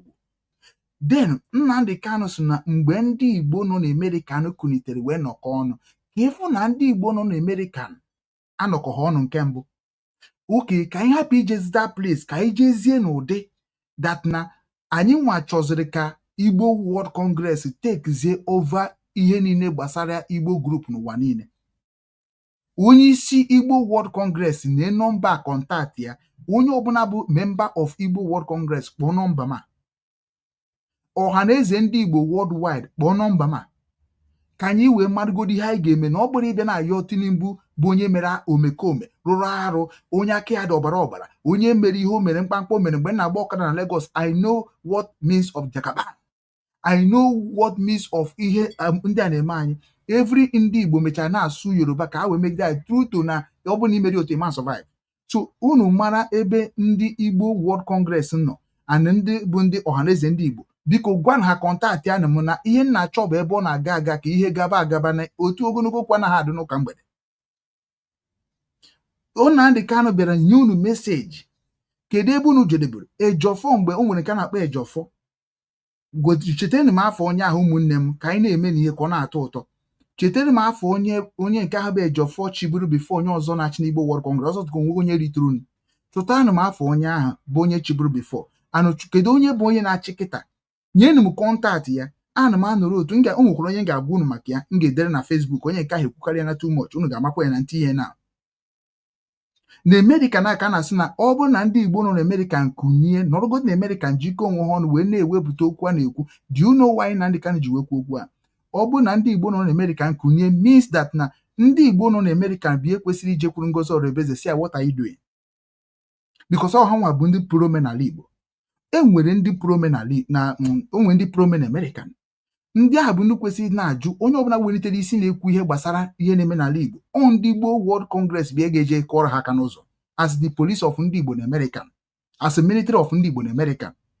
Ndị Igbo World Congress bụ ndị kwesịrị ịma how many Igbo people nọ n'amị na American. Ndị Igbo World Congress bụ ndị kwesịrị ịma how many company of ndị Igbo na American. Ndị Igbo World Congress bịa kwesịrị ịdị na-eje na Senator White House maọbụ ị na-eje na any local government of Senate in American ọ bụ mayor. Ọ bụ ndị Igbo bụ ndị kwesịrị na-edere ha akwụkwọ. The first registration of ndị Igbo na American ka m na-ekwu okwu ya. Sọkwa m onye ọbụla bụ sị na ya bụ nke a na America bịa dere m akwụkwọ. No, anyway, dee ụkwụ mmajụ na ajụ. Ihe nchọga bụ the first creation Igbo in America. The first group create in American is what I'm talking about. Ndị Igbo nọ na America bụ ndị kwesịrị inwe a panel of ndị veteran of Biafrans. Ndị Igbo nọ na America bụ ndị kwesịrị inwe the panel of the celebrities. Ndị Igbo nọ na America bụ ndị kwesịrị inwe the panel of the businessmen. Ndị Igbo nọ na America bụ ndị kwesịrị bịakọta ọnụ wee na-ekwuru Igbo niile nọ na America. Nke America ka anyị na-ekwugodu. Then emecha na ama eburu naba n'obi. Na ihe Nnamdi Kanu gwagoro unu bụ unu nwa nọ na American. Kedu ihe unu ga-eme ka unu bịakọta ọnụ wee dị ka unu kwesịrị ịdị? Nke a bụ number 1 ozi o ziri ndị Igbo World Congress. Ka njekwazi ebe o ziri the whole Igbo people niile, ma ndị nọ n'Ohaeze, ma ndị nọ na nzukọ ndị Igbo, ma ndị nọ na Igbo World Congress, ma ndị nọ na gọọmenti, ma ndị nọ na Biafra, ma ndị nọ na IPOB. Ọkpọ ha oku na Houston, ọkwa Houston na nke ebe a Munachi mere ha hall Munachi organizere ha. Ha bịa na mgbe ahụ Munachi ọkpara Henston ka ọ bụ gịnị maazị m na-echeta na m n'ebe a ka ha wee na-ama because anyị na-ayọzi ndị ahụ bụ ndị na-ata Nnamdi Kanu ụta. Ebe unu achọghị ịgwa anyị ihe Nnamdi Kanu mere, unu just na-asị na osiri relizere, unu eso na ekwu relizi Nnamdi Kanu because na unu na-ekwu na mọkụ anyị ana anyị achọrọ ya. Kedu ihe unu ga-eme ka unu mekarịa Nnamdi Kanu? Because anyị believe na ihe Nnamdi Kanu mere na every Igbo man ga-eme. That is me. So let us go. Mgbe Nnamdi Kanu jere na Houston ọkwa Houston or Washington DC, amaazị m Houston, kedu ebe a nwanne anyị nwaanyị anọ ka anyị jee dị dee ya mgbe ya ma Uche Mefọ ha ijeziri na American de ije wekpọta ndị vidio nke a kịta na bụ mgbe Nnamdi Kanu jeziri na American ka ọ kọwazi ọ na ihe anyị na-akpọ ya mgbe a bụ evangelism tour. Like o jezi American sizie every Igbos, ndị Ijo, ndị Igbanke, ndị Ikwegere, ndị ka mkpọ ya South Eastern region of Nigeria bịanụ na American ka m bịa kọwakwara unu level anyị ji aga na ife anyị na-eme. So ọ mgbe ahụ ka o jezi na nke o jere. Ọ bụrụ Uche Mefọ ya na Uche Mefọ nọ here. If design table of nke Nnamdi nke IPOB o nwere ihe furu na ebe Nnamdi Kanu nọ na-ekwu okwu na ije n'Igbo World Congress ahụ o jere ghọtago ọkwụnụ furu that na enweghị any symbol na-representri Igbo because na ha dị truthful in representing Igbo people in America. Imagine ije ebe Muslim na-eme ọgbakọ. Imagine ije ebe ndị Jewish na-eme ọgbakọ. There is a things that before you start, you must do it. Onye mere nji agwa ndị IPOB nọ n'ụwa niile, many of them amarọ that na ka isi wee kwadokwanụ be gị ka mmadụ ga-esi wee bata na ya. So mgbe a bụ mgbe Nnamdi Kanu jere na American wee kpọkọọ onye ọbụla bụ onye si na South East bịanụ jụọnụ m ajụjụ ife na-eme, ọ bụ na ife na-eme dị njọ ka anyị mara. So let us listen nwa chọnchọ ihe ọ gwara ndị a niile with executive ya ka ya na ji weje, executive of IPOB in American, executive of IPOB in the worldwide, which is na ndị bụ executive nji wee ghọta ihe bụ executive mgbe na-eme ihe IPOB bụ Nnamdi Kanu Uche Mefo bụ director and deputy. Ha na-abụọ bụzi ndị na-controlu the whole national coordinator of IPOB worldwide. Ha nwa bụ ndị na-ejeziri IPOB ozi to offices, to high rank. So onye ọbụla bụzi coordinator bụ ga-organize all our brothers and sisters nọ na their countries. So na ndị na-efinishiri anyị job anyị bụ Uche Mefo na Nnamdi Kanu. Enweghị other people kwesịrị ịnọ ha n'akụkụ because ịbịa na every country enwere secretary, enwere coordinator, nwee secretary, nwee treasurer, nwee PRO, nwee public relationship officer, nwee media team, nwee everything. So ihe Nnamdi Kanu ha na-eme n'ọnọdụ ka ha nwa bụzi the president and vice of the indigenous people of Biafra worldwide, na control all the countries' families. So onye mere na some people bịazi rapụzi ihe a na-eme na join ezi Nnamdi Kanu na have DOS, which is that is not a right word to use in that kind of mission because everybody nwere ihe ọ na-eme na struggle. Ka anyị gekwa ntị n'onu, ka anyị gee ya ntị n'onu. A nwere onye batara anụ nwanne anyị nwoke Ọbasi Chukwu Nwachukwu, daalụ ụtụtụ ọma onye ọbụla. Hey nwanne m idere ọfụma, ụtụtụ ọma site n'ala Poland. Ọ bụ obi nwanne ndị Igbo Ugwu Okechukwu na-ekene onye amaji ụmụakashi nke dị na Nsụka n'ime Enugu ala Igbo. Anyị na-ekwu okwe ka ọ dịkwa mma ọzọ. Kedu ebe isi esonyere anyị Ọbasi Nwachukwu? Ọbasi nwekwara ihe o dere maka asị na nga na-eso unu ebe ọbụla nje ebe a enye onye ebe a obi adị onye ọbụla mma ka ọ na-adị ka o kwesị isi wee dị maka na ọ bụrụ mgbe ọbụla ka na-eti mkpu. If you don't want to release our brother, you will not take them a second to okay, Kangro it will not take them a second to do that. Is their selfish interest that is why they stick cap our brother over there. But I will promise them that God shall judge them. Ihe bụ the spirit of Ọbasi Nwachukwu. So na ka o si ewe m ka o si ewe, ka o si akpa m ka o si akpa ya. Nya ka o ji kwuo okwu a. And as nna ife ebe nwa gị na-ekwu okwu ewenye okwu na ya sị a wetuo onu ka ọwa ka nghọta. So na anyị na-agwazi Ọbasi na kedu ihe na-ewe ya iwe o ji dị ona. Ọ bụrụ na ọ kọwakwara anyị ọ ga-adị mma maka na asị onye kwuo ka o si akpa ya okwuo ka o si chọọ ka emeli ya. Ya bụrụ okwu bụrụ enu. So daalụ, anyị ghọtara ihe kwuru.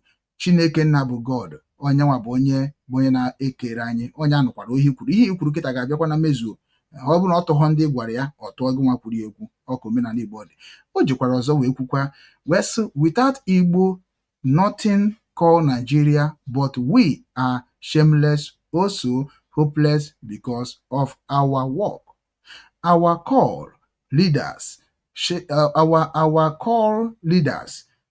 shame to all Igbo traders. Ịma na anyị nwa na bekee abụrụ ofu na ya ka nje ekwukwana sị na anyị were olu Igbo wee na-ekwu okwu na ọ ga na-amakwanụ mma.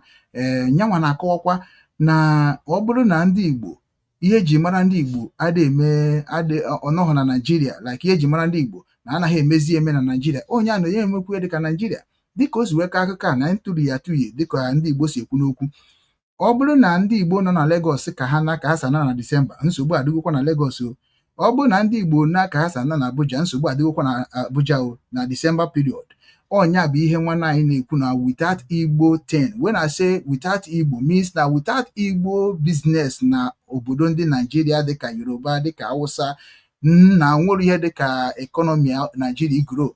ọ bụrụ na asị na ndị Igbo niile kịta na anwụ ha chine na-abefa jee mebe ife ha na-eme which is not bụ ife IPOB na-akọ ọlụ ka anyị na-aba anyị jee mee ka ba anyị dị mana na-ebido n'ụlọ wee dịrị mapụba elu ihuge ha sị na ọba asị na ha matacha afụ abịazie kịta na anyị pụtara sị anyị mebizi ihe niile anyị mere so which is na-agwa gị na afụfa ha na-asị gị esiri tara na ọ bụ na ịgba nkịtị na data afụfa ha ga-anakwa n'iyi so onye abụ na nwanne anyị nwoke kwuru okwu a kwuru maka traders. Igbo bụ traders, Igbo na-azụ afịa, Igbo na-achọpụta ihe nchọpụta, Igbo na-eme ọtụtụ ihe dị iche iche wee mere Naijiria ji bụrụ Naijiria. O kwuru eziokwu. So ka anyị bakọ na ihe gbasakwara Nnamdi Kanu. Ị na-abata ị na-agwakwa anyị obi gị, na-agwa anyị ebe isi abata, na-agwakwa anyị onwe ebe obi nwanne na-eme gị ihe laikụrụ, biko gwa anyị si anyị na ị chọrọ ka ị bịa ka i jiri ohere a wee gwa obi nwanne ihe ọ na-eme ịlaikụrụ ịhụrụ n'anya ka m wee gwakwanụ gị ihe ji wee kwuo onye abụ okwu maọbụ ihe ji eme ya maka na nwere anọghị m ebe a ka m megide mmadụ, anọghị m ebe a ka m kwude mmadụ, mana mụ nwa adịghị akwado ndị na-eme ihe ọjọọ. You speak the language of IPOB, that is the only way I can put it. Amen. There is nothing contained in what Tiwa Danjuma said or Paya Dabanjo that we have not said on Radio Biafra before. O nwere ihe na-anụ ya Tiwa Danjuma. So nke a kịta now bụ nke Nnamdi Kanu kwuru mgbe o jere American.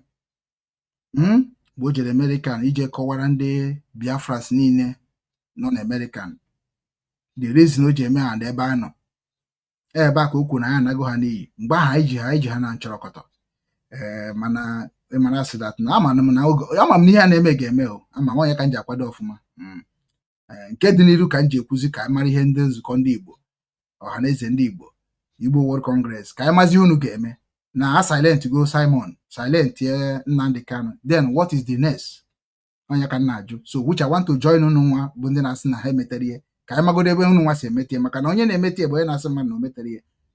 Onye anaghị emete ya masị na onye na-adị emete na ọ dị emete ịghọtago ha da-adị mmadụ na-aba yi ara. So na onye ka m ji asị unu nwa na-emetezie ije na TikTok let us unite as ndị Igbo, let us unite as ndị Igbo, Igbo first, enwe ihe dịka Biafra. Ndị ahụ na-ekwu na Igbo first, kedu ebe unu nọ? Kedu ana masị unu bịazie? Bịanụ gwa na anyị grupu unu nọ, bịanụ gwa na anyị ezinụlọ unu nọ, bịanụ gwa na anyị kunu si eme biznes, bịanụ gwa na anyị kunu si enyere onwe n'aka, bịanụ gwa na anyị kunu si anọkọ, bịanụ gwa na anyị kunu si echekwa obodo unu. Ọ bụghị ịbịa na-asị na onwere ihe dịka Biafra, onwere ihe dịka Nnamdi Kanu gburu ọchụ o mere nke a. Yes, unu ejidego jide Simon, fine and good, ka ezi the way forward.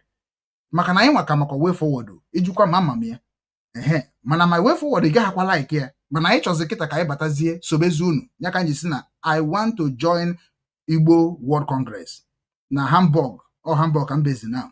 I want to join Igbo World Congress na Hamburg. Unu nwa adres na Hamburg, biko unu na-enu nọmba na-akparị n'ala deenunu m akwụkwọ. Igbo World Congress maka unu asụ worldwide, asị ndị Igbo Ohaeze Ndị Igbo worldwide. Oya ha dere Ohaeze Ndị Igbo worldwide. Worldwide meaning ma even Germany. Then kedu ndị bụ ndị otu unu bụ ndị Ohaeze Ndị Igbo nọ na Germany? Nyenu m adres, nyenu m contact. Maka na ihe nwere na Germany bụ nzukọ ndị Igbo, ọ bụghị Ohaeze Ndị Igbo. Ifike ana ọ bụ na Ohaeze Ndị Igbo bụ na onye ọbụla bụ onye Igbo bụ Ohaeze Ndị Igbo, that one bụ 419. I don't want to support that nonsense. Ohaeze Ndị Igbo suppose na ịbịa na Hamburg nọ n'ime ihe ga na-anọ bụ Ohaeze Ndị Igbo Hamburg, Ohaeze Ndị Igbo Berlin, Ohaeze Ndị Igbo German, Ohaeze Ndị Igbo American, Ohaeze Ndị Igbo Canada, Ohaeze Ndị Igbo Ghana, Ohaeze Ndị Igbo otu a ka IPOB si bụrụ one all over the world. So ọ bụrụ na Ohaeze Ndị Igbo ga-achịkọ all those group terminate the different names ha na-aza ewerezie the name bụ nke ndị ọcha recognize ka esi recognize ya Biafra, then ọ ga-adị mma onye ka m na-ekwu okwu contact ya na nọmba m ka ebido jebe ọrụ ezinụlọ. Ọ dị very important. O nwere ebe unu so m jee mama nje ebe ọ bụ na Igbo kụrụkpam I go enter there jee mee ka ha mara na mmadụ ada oke ya da n'ụlọ egwu anwụ n'ọgbụrị.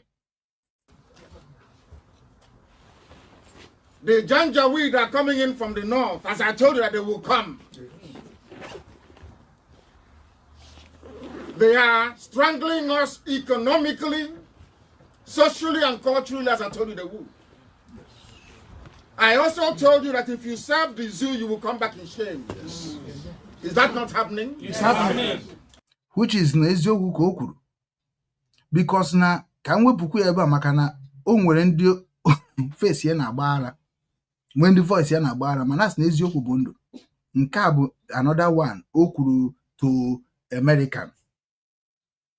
Then ka anyị jezie nke o kwuru to ndị Canada before Wedland ebe m na-eje, because na nyanwa emego ka ndị Igbo mara na this is the time for us to unite as a political, because IPOB be a political movement. Ọ na ha bịa na-eme ka ha jiri aghụghọ wee bata. Ị ga-eji nwa aghụghọ bata n'ihe na-eme na nwanne gị. Ana m agwafa na o nwere ka esi eme, gwa anyị na political movement. Ha ma ndị ahụ ndị Nigeria ma na political movement. You can't deceive them. Nwetago a na-asị na say no political movement. Nwetago so ka anyị gosi na political movement na-eme election, let's select people who are willing to do what we are doing. Ọ dịkwa ka a click go nke adịghị mma o. You click go nke na-adịrọ mma, and the thing now ga-enye ezigbo nsogbu before join. Ifugie.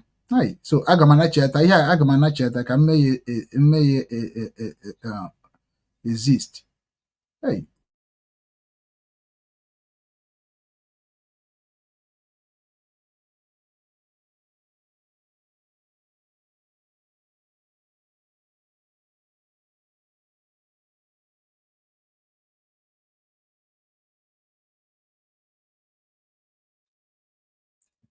Welcome back.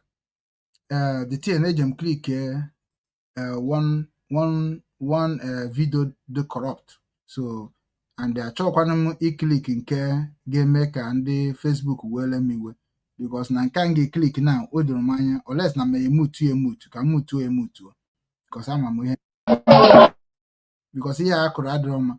Then nke a kịta na ị nere anya kịta na ihe a bụ mgbe o je Canada. Ọ bụrụ ndị Igbo ọ bụ nzukọ ndị Igbo dị ya, ọ bụrụ Igbo World Congress dị ya, ọ bụ Ohaeze Ndi Igbo dị ya. So which Ohaeze Ndi Igbo are we talking about? Nke a bụ nke Nnamdi Kanu ji aka ya na-agba mbọ ka o unite ya ndị Igbo niile in normal circumstances. That is why ji were obi nwanne wee na-egosi na amamihe Nnamdi Kanu na-ekwu. Nnamdi Kanu sị na a ga-atụrụ n'inu kọwakwuru n'inu mgbe ọ nọ na Israel, because na o mego ka ndị Igbo bịakọta ọnụ through IPOB, mana ọ chọrọ ịdị na-asị na ọsọ ndị Igbo. Ọ masị na ọ bụrụ isi ọsọ ndị Igbo ka ị hapụ ịsị na ọ ihe ndị Igbo, mana indirectly ọ ihe ndị Igbo. Ifugo na ọ bụ ihe ndị Igbo ka ọ bụ na ifuge. So ma ndị a niile bụ ndị Ikwere ma ịgba nke asị ha bịa. So ị na-ekwe anya gị efu that na mgbe o je Canada okwu ofu ife a ka na-ekwu, mana many people nna ha na-akpazi na telefon ha na-asị na ọ bụrụ ihe ha na Nnamdi Kanu kpara ka o mere, ọ just hijack ya detail. So that means na ndị Igbo niile asụrụ na Nnamdi Kanu na ha marọ n'ihe. Anụnụ nwa mazi ihe ahụ kịta na ahụ, gịnị ka unu mazịrị n'ihe ebe Nnamdi Kanu nọ? Gịnị ka unu ma karịa Nnamdi Kanu? Ọ baghị uru na mmadụ na-apụta sị na ya karịrị onye ọkarịghọ, maka na ọ bụrụ na mgbe ọgụ ga-eru nkwere ike nwebere nsogbu. So na ka anyị jezie back, ka anyị nazie back ka unu fụzie hatred ihe dị na ebe ndị Igbo nọ. Then before then nyenu m contact onye a mmedekwere na Facebook. I wonder why our own will be different. In the Benue, when they wanted to raise their vigilante, they announced it. They began to make contribution. Because when they mean hana agwam sim na cheregodi mgbe ekwuru nka kwuo nka emewezie ihe mberede nyiri dike ọkwa mberede ka jama dike ekwesị bido ugbu agba mbọ maka na ama ebe ndị a na-aga isi na magi iwe onye iberibe enwe ebe ha na-aga. Anyị kwesịrị ịgba mbọ na-atụkọta ọnụ na-achịkọta onwe anyị ọnụ maka mgbe ọ ga-esu emepe ya n'aka nke ahụ nkewa eziokwu ọ gị na anyị chọrọ agha, mana ụtọ si na dị kama ga-egbufusi anyị ọkama na ịlụrụ ọgụ ka mmadụ nwere onwe ya ka anyị niile gara enwefusi. Ihe m na-agwa ndị Igbo unu ṅa ntị, maka ihi na ihe Sowore emecha ndị Igbo ihe m na-ahụ ugbu a na-ewe m iwe nke jide nwanne Nnamdi Kanu jide ala iji maka itisan ọwụ evident igwasi na enweghị ihe ndị a kpọrọ anyị na enwe ndị iberibe enweghị anyị ga-eme. Ana ọ na-eme m na-achọpụta na ndị Igbo enweghị mkpụrụ amụ. Ele ihe ọ na-ekwuru okwu si ile enwe mgbe m mitere ndị isi na Amerịka ebe a m gara World Igbo Congress mitie ndị David kọwara ha sị A lot of guys here, man. Can't cut on your mammy cobble for my agram. Well, the Congress has him God, one of their departments, God presented what I want to do, then they'll handle it from there. That is how they reduced me to go to one of their departments. The same thing with Avid. Now they may approach politically, now the governor. At the end of it, walk again. Unu na-afịa nke a bụ nwanne anyị nwoke na-akpọ Emeka Livingstone. Emeka Livingstone na ha ekwukwa na the same Igbo World Congress ka nyanwa bụ onye Igbo jere, mana ịfụkwa ị na-anụ Emeka Livingstone ka m were na dedicated ana mara ihe ị kwesịghị na-eje na nzukọ ndị Igbo na Igbo World Congress. Ị kwesịrị ịbụ the part and parcel of Igbo. Ogiri na-eme ọ dịkwa ka ihe na ma na hangi. Okay, no wonder. Hi.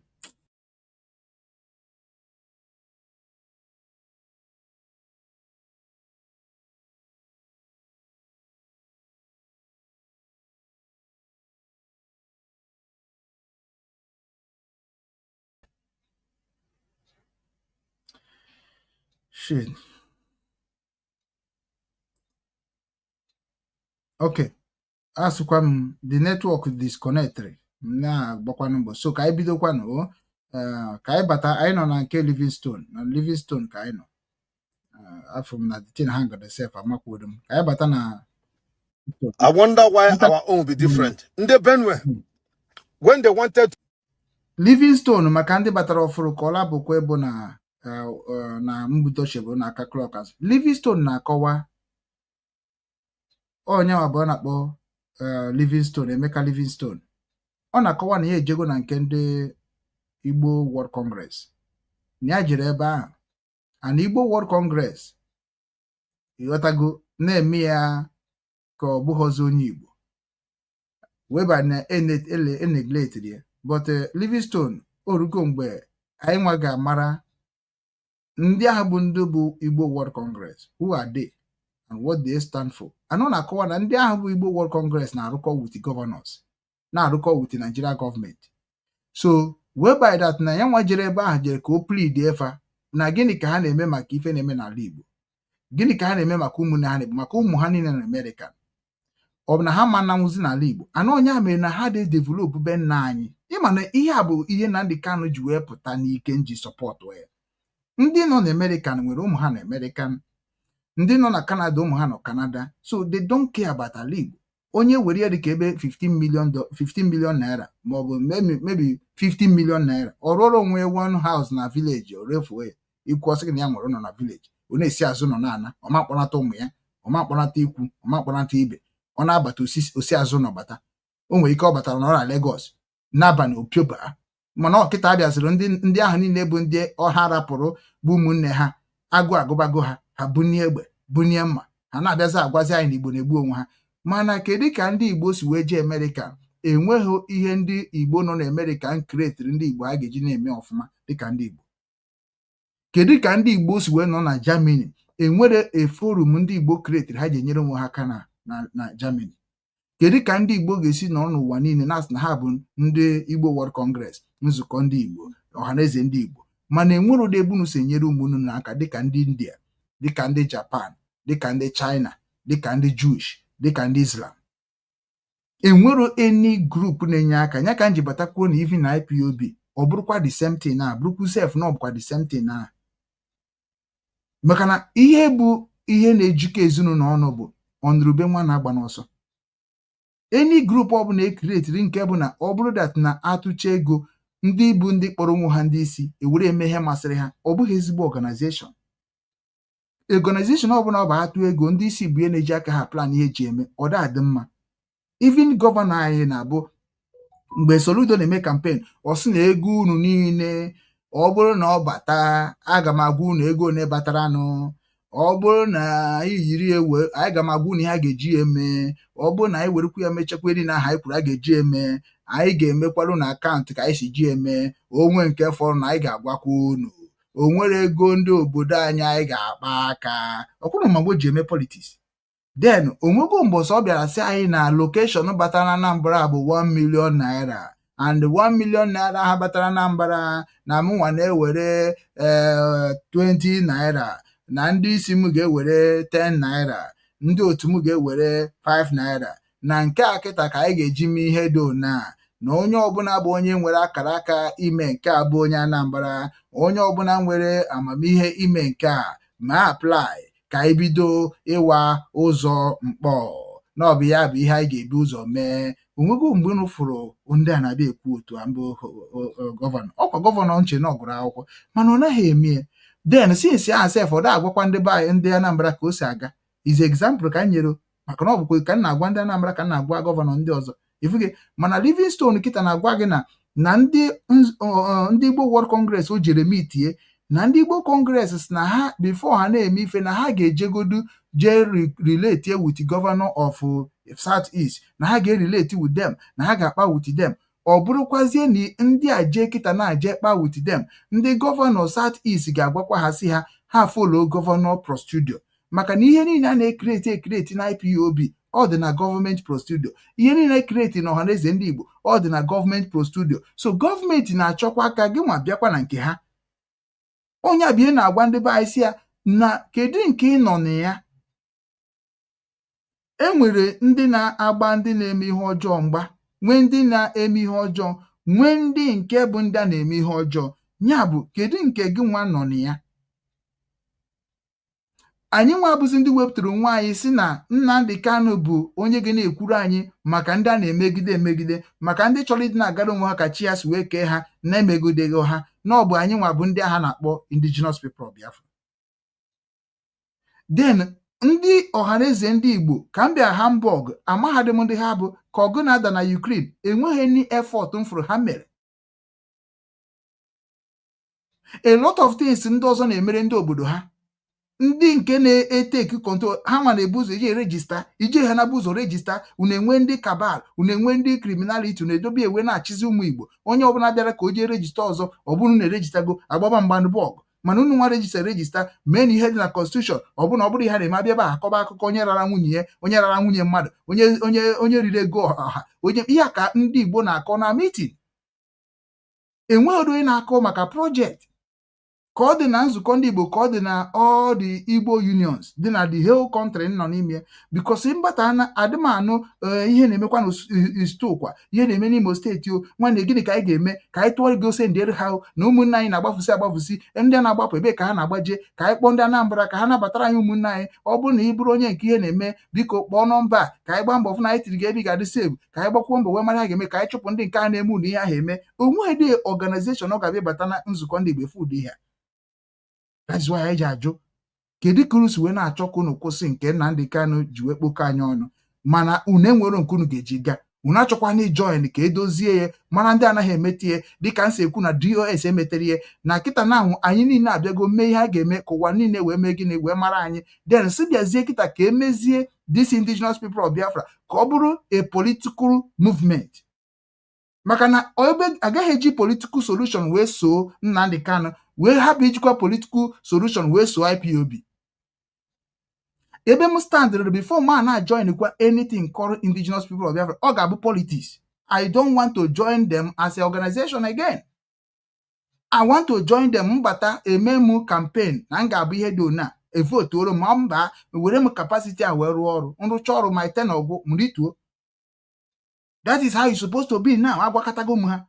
Ọ bụghị mbata asị na-enwe commander ka ihe niile ahụ bụ ihe anyị ji wee mee mobilization. People ewekugo up. So mee ya ka ọ bụrụ political solution. Onye ọbụla wepụta iru ya. Ịbịa na Germany, ịma na ị chọrọ ịzọ anything gbasara coordinator. So mee ndị ọzọ niile terminate ka Nnamdi Kanu si kwuo. Na Nnamdi Kanu si na mgbe ndị Igbo niile wekuru up terminate IPOB. Then ọ bụrụ na anyị ga-aza IPOB, anyị aza IPOB. Ọ bụrụ na ya mazakwa na IPOB, ya maza IPOB. Ihe niile abụ ihe unu ga-eje cheke n'ime onwe unu. Then ihe a ga-emezi bụ na declare every country all the position nọ na that IPOB position step down. Onye ọbụla ma onye ukwu ma onye nta ma Chike Dozie ma onye ọbụla ebido ka esi eme a government. Then emezie na kpọ elect. Even ma Chike Dozie nkịta ka ya abịa gwazie mee elect, emegi elect or do very official. Ka ndị mmadụ hapụ ife ebe ha kwuru okwu and elect a ga-eme ga na-enwe mgbe ị ga-ebu iruo ịkwụsị. Onye abụ na ọ bụrụ a movement, a family. mmadụ ama na nọsọt na-achị mgbe ọbụla ị na-achị otu akịta Nnamdi Kanu anọghị ekwesị iweta ihe na-akpọ acting chairman or acting director maka ofu onye ahịa dị ama na ofu onye abịara ahịa. We need to be moving without any waiting maka na ndị a na-asị gị chere ha nwere ihe na-akpọ motive plan.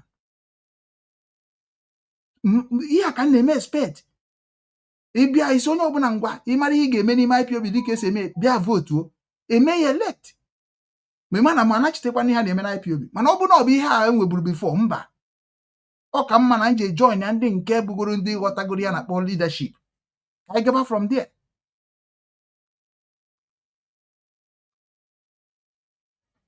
To raise their vigilante. They announced it. They began to make contribution. Because enwere ndị mi na ha na-ekwu okwu ha na-agwa m sị m na cheregodi mgbe ekwuru nke a kwuo nke a emewezie ihe mberede nyiri dike ọkwa mberede ka eji ama dike ekwesị ibido ugbu a gba mbọ maka na ebe ndị a na-aga isi na ịma gị iwe onye iberibe. dị n'onye ka anyị ji si nwanne m nwoke a kwuru okwu ọfụma Emeka Livingston o kwuru okwu ọfụma ana ọ bụrụ taa ka ọ nọ n'ihe a na-eme ọ pụta ọsịkwa ọ join Simon ọ join Nnamdi Kanu ọgbajebe so which is na nyanwa na onwe ya abụghị amaghị m ihe ndị be anyị amaghị m na content ka anyị na-eme o because na otu onye a nọ kịta na onye etego na American onye a nwere connection na American mụnwa ka bịachara ọfụrụ n'ihe na ihe a na-eme na Europe then Livingstone mụnwa nidikwara kọntaktị kpọọ nọmba onye ma Livingstone ya tagụkwa ya biko mụnwa ga-edekwa gị na meseji ihe ị na-abịakwa eme bụ ịkọsụkwa another problem ị kwesịrị ịbịa declare anyị something because ị nwekwara story to tell ghọtago because ị join go Simon kwucha maka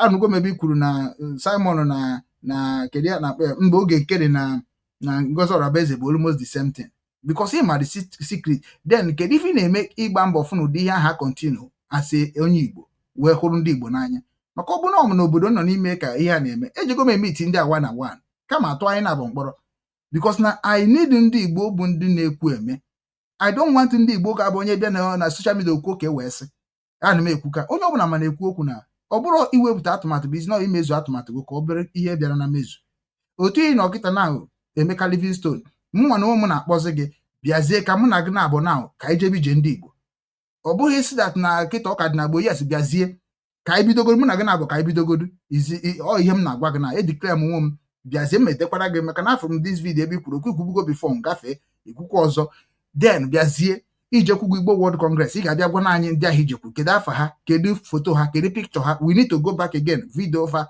kwuo maka ha ifuge obodo ebe ka ha si which village we need to move ahead because the same system Nnamdi Kanu use all the freely to everybody to use onye mere ha bịa na redio Biafra mgbe ha sị gị ịmara ihe ọbụla ị ga-eme ka inyere ndị be ya ka mmee na onwe onye na-azụ ya azọ mana ha bịa na mmebibe nke emegoro eme mana ha nwa na onwe ha kwuru okwu emezughị ya I challenge all of them anọ m mgbe ha na-asị ịmara ihe ọbụla ị ga-eme mee ma ya bụrụ dat na be dị mma ozugbo m nwa mebere nke m ha challenjiri m ha terminatiri m ha destroyiri m bụ ndị isi ha so that is why okwu ha kwuru emezughị ya then ya ka na-agwa gị Livingstone anyị niile emego ihe niile amego mana kịta na ahụ biko ọ bụrụ na ị ga-akpọ m na fon kpọọ m ka m na-agụ ka ị nọ ịkọntrol America niile ka m kọntrol Germany niile a volunteer it unu abịazi na-eme ọ dịka asị na ndị Igbo amara ihe ndị Igbo ma ihe e nwere ndị Igbo nọ n'ala Igbo chọrọ ịrụ ọrụ kịta anyị nwee ebe anyị na-etinye ego one umbrella na-aba na be anyị wee na-enye instruction a ga-eji na-eme maka Chukwu before 6 months ga-efe ego na-eme n'ala Igbo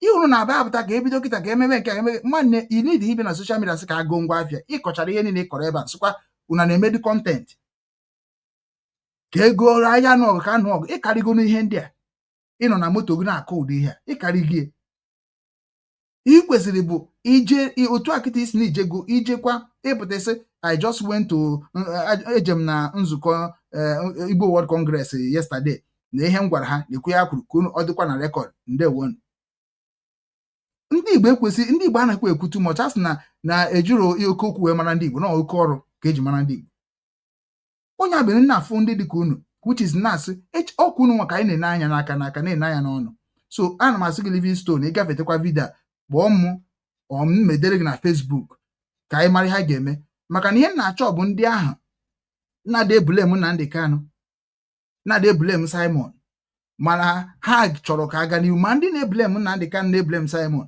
bịanụ ka anyị gaba n'iru without Nnamdi Kanu na Simon ha eji na anwụ ka anyị gabazie n'iru na anwụ ndị bụ ndị na-ekwu maka Nnamdi Kanu release kwube hapụfa mebezie nke ahụ Nnamdi Kanu si na Nnamdi Kanu emetere ana otu ahụ unu si chọ ka Nnamdi Kanu mee bịanụ mebenye ka anyị nwa sobezi unu ka anyị wee marụgodo na ihe unu na-eme nke ahụ unu so na ihe unu mere ka Nnamdi Kanu wee mana Nnamdi Kanu ha hijakịrị ihe niile na anyị kpachara nkata jee mee ya ngwanụ bịazienụ ka anyị mee na ihe ahụ diklianụ face unu diklianụ adresị unu diklianụ pozishọn unu diklianụ vileji unu diklianụ everything ka anyị gabazie maka Nnamdi Kanu diklianụ nke unu si unu nwa na unu hụrụ ndị Igbo n'anya.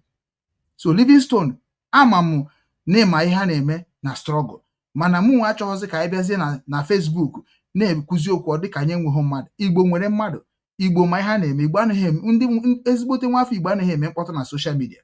Mgbe m mere ihe obi nwanne, I consult all the eze, I consult all the igwe, I consult all the Igbo people. Mgbe m sị na m ga-akọnsọltụzi gọvanọ ka ha mana onwe ha bịazi mee ihe ọjọọ. So onye a bụ ihe ha na-ekwu okwu ya na a ga-enwe ndị ezigbo mmadụ nọ n'ala Igbo. Mma nọkọtasị na na-ekwu okwu Biafra without iwepụta onye isi Biafra n'ala Igbo. Mma nọkọtasị na na-ekwu okwu Biafra without enwe executive of director speakers n'ala Igbo. Otu a kịta na Ụwazirike nọ, let us make Ụwazirike to be onye isi Biafra n'ala Igbo niile. That is how it's supposed to be. Unu na-ekwu na onye nke eme n'arụ onye nke eme n'arụ mụ anọ m na consultation. Kedu ka anyị ga-esi consult onwe anyị? Kedu ka anyị ga-esi nyere onwe anyị aka?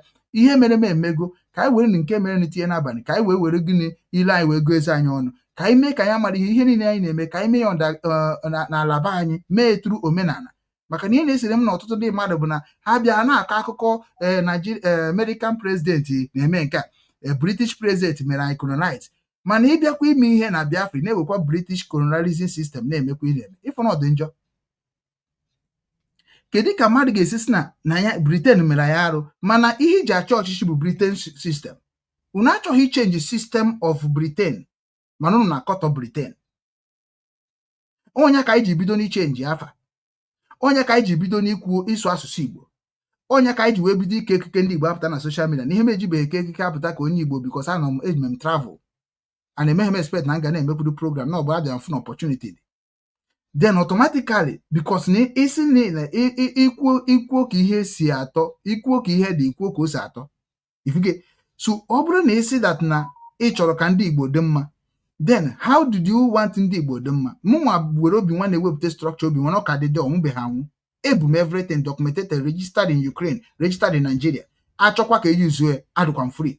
Mana ọ bụrụ na achọrọ ka eyuzue, then bịanụ ka anyị nwenu nke ọfụrụ jee kwado ndị nke nwegoro eme. Because I believe in let's go. I don't believe in stories. Onwe ndị kpọrọ m ha ga na-akọ ogologo akụkọ Nnamdi Kanu mere arụ o gburu mmadụ maka ihe o mere nwere nke ụnụ ngwanụ ndị ụdị oke were na-egbu gị were na Nnamdi Kanu anwụgo. What is the next? Maka na mmadụ si na nsị gị na-esi isi okwu ka nke ya si esi. Maka na ihe dị na-akpọ m unu na-akpọ m na-agba ọsọ gbatara ya n'ọsọ. Maka aka m na-evolo ntigide onwe m ọntere ihe na-eme na m Igbo eme. Ana m evolontie onwe m hapụnụ Nnamdi Kanu ejide gị, hapụnụ Simon ejide gị. What is the next? Achọghị m ịsọpọtụ Ngozi because of ihe dị otu a m na-ekwu na achọghị m ịpụta bịa sị na mme dikiri onwe na I have to control Biafra. Achọghị m ijije kpọba Chike Edozie m ka anyị bidokwa ebe anyị kwụsịrị because na ihe niile ahụ ga-emekwa mmakwa bịa ga-eme. So achọrọ m ka ndị show na everybody must be carried along. That is my mission. Nnamdi Kanu kwuru n'okwu. So automatically we need to come together to make sure that now we have a way to unite everybody, meet all the leaders of all the group, meet the leaders of all the organizations, meet the governors, meet the senators, meet the king and the princess. Then we will know what is going on. Onya will be one day for you. Ọ bụrụ ibe na social media every time na ihe na chima ihe a ka ekwubere kemgbe how many years onwebekwu ihe mere anyị na-abụrọkwa ihe na-eme anyị tete. So biko nu Livingstone contact me. Enwe ebe ha na-aga anyị kwesịrị ịgba mbọ na-atụkọta ọnụ na-achịkọta onwe anyị ọnụ maka mgbe ọ ga-esu. O nwere ihe na-esu karịrị ihe sugoro esu Livingstone. Na internet mmadụ kwa bad. Internet mmadụ bad.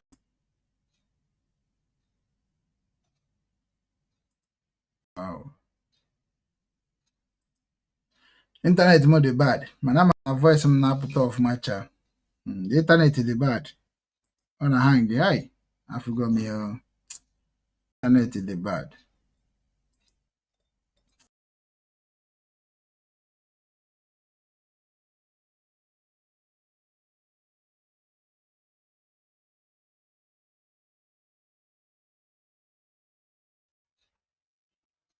Yeah, in the internet dị bad. Afụgo m ya. Anọghị na-eme ndị mmadụ na-abata na-apụ. The thing adịghị make no sense now. The internet dị bad. So mma court ya na ejego wana mma court the program. Nwere onye isi ka nje try ya telephone. Ọ dịkwa telephone ka m ga-try now. I will come back again na telephone because this internet eziokwu mba ọ dị too low. Ọ dị too low. 1%. Ọ dị too low. So onye ama bie na-emekwu nke m na nwanne nwoke a mere program yesterday. So onye abịa na-agbakwa mbọ ka mara internet m ga-eme na obodo nọ n'ime ebu Germany. Nke Poland a kita now onye mbakwa na be the internet adịcha ha ọdịghọ strong like that, you know. Ọdịghọ strong. So a Livingstone m ga-edekwara gị message. Na ihe nji wee bịa ebe a bụ ka m mee ka ndị be anyị mara Ohaeze Ndị Igbo na-ekwu release Nnamdi Kanu, nzukọ ndị Igbo na-ekwu release Nnamdi Kanu, Igbo World Congress na-ekwu release Nnamdi Kanu. Ka ezi onye ji Nnamdi Kanu. Ka onye ji Nnamdi Kanu. Asị na Tinubu. Ọ bụ Tinubu ji Nnamdi Kanu. Ọ bụ Tinubu ji Nnamdi Kanu. Ọ bụrụ ya. Well, they were killed in my own place. In Osu quite precisely. So I'm here to lay my support clearly as a member for the Mosu initiative. We held a world press conference in Lagos on 2nd February this year, where we laid out all these things. Where Kesh uncle was killed, a 90-year-old man, his head cut off, buried without body, without head. So anybody who says that these people, for whatever reason, should be released, that person is actually insulting the sensibility of our people. We also have rights. The dead has rights also. Those people killed, they belong to people.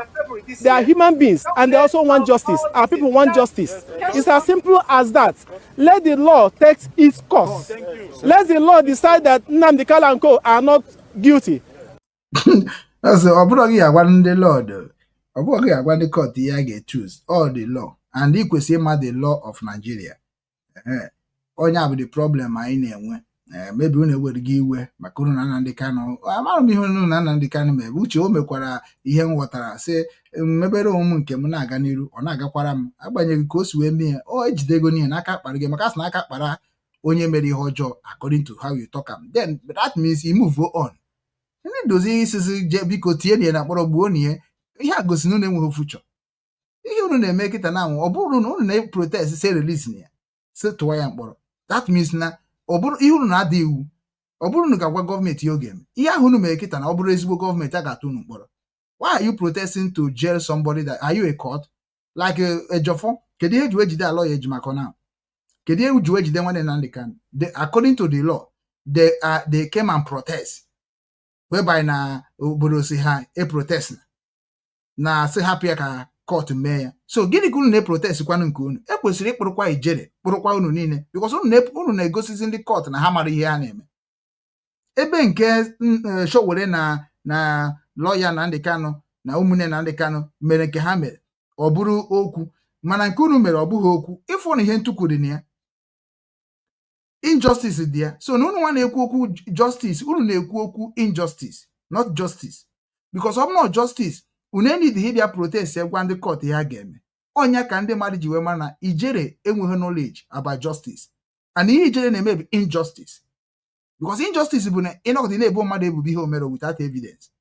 Mgbe a kpọrọ gị atụrụ gị mkpọrọ ịnọcha ebe ahụ ịfụrụ ka isi kpụrụ glaasị ikpu kịta na ka arabịa na-afọ iru gị ọfụma ka ọma because ụdị ihe unu na-agwa uwe okwu na-eme ka ndị mmadụ mara. Ifo ka nsa bụ sometimes m tadị mala ikpu glass because ka ị na-afụ mkpọrọ anya m anya ọ bụghị ịpụta na-eme na igoduam onweghị ha ga-eme.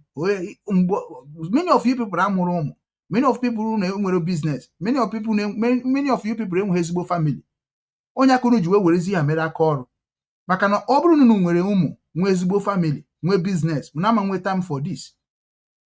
Ọ afụgo m na unu enweghị ụmụ, unu enweghị ezigbo family, unu enweghị future. Onye mere ji wee were nke a mezie future unu. Mana ọ na-ewutezi m even thank God na Nnamdi Kanu apụtagosi ka e were aka ya gbara onwe ọ bụ na Nnamdi Kanu even na ọ bụ na ọmụnwa bụ onye nọ na mkpụrụ ahụ o nwere ihe m ga-edikli ya people amarugodo na na ọnwụ m ga-emechekwa revenge ya. Ọ bụ na ọmụnwa, that is why m ji apụta na-ekwu okwu na-ekwukwakwa ọ bụ na ọmụnwa m ga-asị Naijiria kedu ihe unu chọrọ ime m ana ife unu si na m mere ndị Igbo na ọ mere unu gịnị ka ọ bụ maka oyi ọ ka na-ajụ ha today ọ si kedu unu si m mere unu gwanụ m ihe mere unu ka m gwazi unu ihe nji mie ọ bụ ya bụ ihe Nnamdi Kanu na-akọwa na court. So onye ọbụla onye ejego weje witness okpucha ka o kpuru ka terrorist jee na court, terrorist jere court jee defend gọọmenti okwu nke ahụ adịghị n'oke. Chukwuka Ofegbu si that na ịma ihe Nnamdi Kanu mere iji evidence ya go and defend Nigeria government in the court of the law, nobody protest. Chukwuka Ofegbu go to court defend otu akịta na anwụ Nnamdi Kanu amana m ndị wetara unlike m ihe ndị Arise News kwuru that Arise News guy na-ada ekwusa okwu ọ sị that na eziokwu na ihe aha na-ede asị na Nnamdi Kanu kwuru na ọkpọrọ Nwike kpọọ ndị ọzọ niile n'ọkwa nọmatino na ọdọhọbad mana at least na ha mara na Nnamdi Kanu kwuru ya ka ọ bụ ihe ndị mmadụ jos nọte nke dee maka na social media dị ekwezi ndị mmadụ mara nke bụ eziokwu, which is na ndị journalist ahụ before ha eme that kind thing. Onye ka njakwa na ndị Yoruba abụrụ journalist, the original journalist before ị bịa kwuo maka any topic ị ga-eweta up and down and anyone ekwugide ohuko una n'ebe a pịa kọrọ kpọọ a person kwesịrị ịjụ maka that thing. So ọ bụrụ na unu ma na enwere ihe issue pụtaranụ na-etrade o ịbịa clarify ya the word gị nwa bịakwasị na ọ na-amamakwa na ihe ahụ Nnamdi Kanu kwuru ọrụ na journalism na-ekwukwa ụdị ihe ahụ mana eruo echasị na Rufai bụ izi highest journalist. Rufai bịara na program o mere ikpeazụ wee sị that na ya marụ na ọ bụ Nnamdi Kanu kwuru okwu ahụ na-akparị na social media na ya nwa dere ya. Ifuru ihe journalist unu na journalist bụ ihe kwesịrị research wee gwa gị na asị na ya marọ. So if na ha nwa bịara for journalism, ha bịara just to content creation na-enwe ego na YouTube, na-enwe ego ebe niile, na-emere onwe ha popularity, na-protect their own, na-destroy others. Because that Rufai kwesịrị ese that after our investigation, that thing circulating that Nnamdi Kanu said Nwike is lie or is true. Or ife ha kwesịrị ibe na-agwa ndị ụwa. Mana ha bịakwara ebe a na-asa aka na ha marakwa na ọkwa na ma marakwa, so ịdịghị ọshọ na na-ekwu na na-ewepụta topic unu adịrọ shọ. Ịhụrụ ya onye abụ ihe ahụ unu anaghị enyochacha. Ijere na onwe na-eme na-eme agitation. Imo steeti a nwere nke m fụrụ okwukwara Tinubu meela anyị ebele, Tinubu wetara anyị ka anyị chekwa ọsụ ihute ọkwa, Tinubu biko hope ụzọ ibi na Abuja ka ibi ebe a, Tinubu ihe a bụ ihe kwesịrị na-eme long time. Gị were time ị ga-eji na-echekwaba nna gị were na-agọsipụ na social media, were na-eme mkpọtụ ije TikTok ịkọ ka onye ara, ije ebe na ịkọ ka onye ara. Ọ because na ị nwere future. Inwe future mana future go dị n'Imo State. You supposed to even campaigning for the next governor of Imo State. As onye gụrụ akwụkwọ, you supposed to be campaigning for maybe Minister of Justice in Imo State. You supposed to be campaign for maybe Minister of Information in Imo State. You supposed to be campaign something to go and help. You need help Tinubu to help you. If you think that na Tinubu ma onye bụ na ịchọrọ ka onye ga-aka dee n'akwụkwọ jee na ọfịs ya otu isi wee na-ekwu nke na-ekwu n'ụwa niile.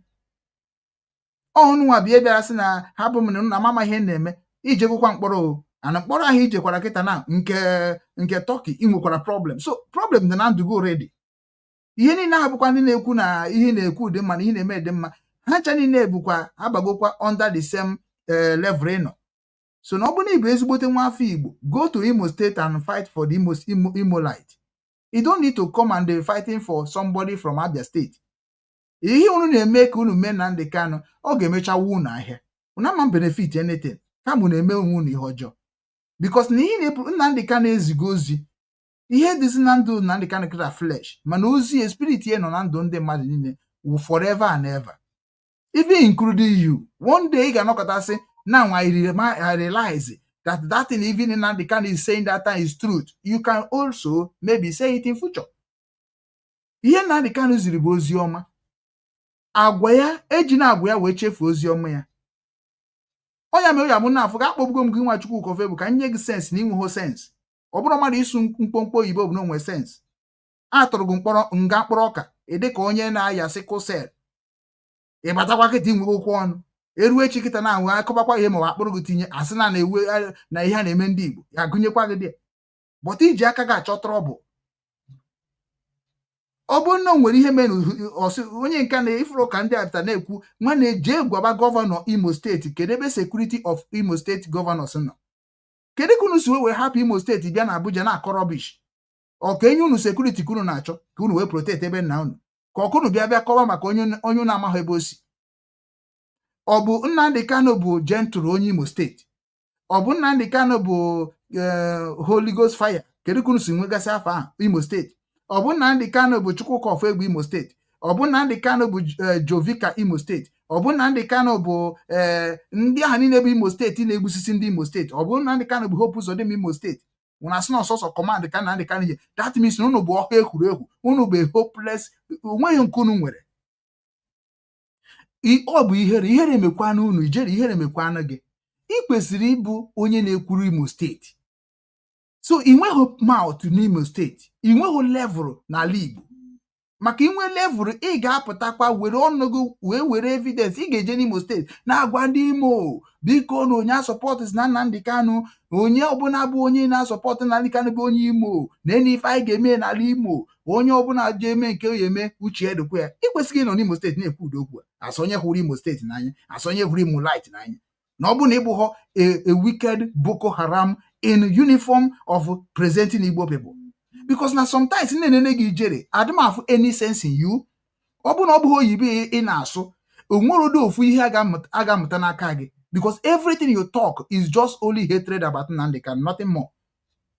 ị nwere any organization ị nwere ike iweta si ka isobe iso na-ekwubu n'ihe ndị ụka na-eme adịrọ mma ngwanụ stick on that jee na Imo steeti na-ekwu ka ndị Imo steeti niile n'ogodi ya ị chọkwanụ ka ekpokọ Igbo niile ọnụ then wetana ụzọ anyị ga-esi wee gaba sọsọ aka ọrụ unu bụ itete ụra ụtụtụ next thing ị ga-eme bụ just ikwube about somebody ka gị wee mepụtago ọtụtụ ndị benefit goro gotes n'aka Nnamdi Kanu akago ndị na-ebenefit rere ndị benefitri something n'aka Nnamdi Kanu ihe na-enye ha ndụ na ihe na-enye ha udo karịrị ndị na-ebenefit ọnya mere Nnamdi Kanu ka ji nwee agba na the whole world. Kedu ihe ndị Igbo benefit go n'aka gị ijele Chukwuka Egbu kedu ihe ndị Igbo benefit go nothing.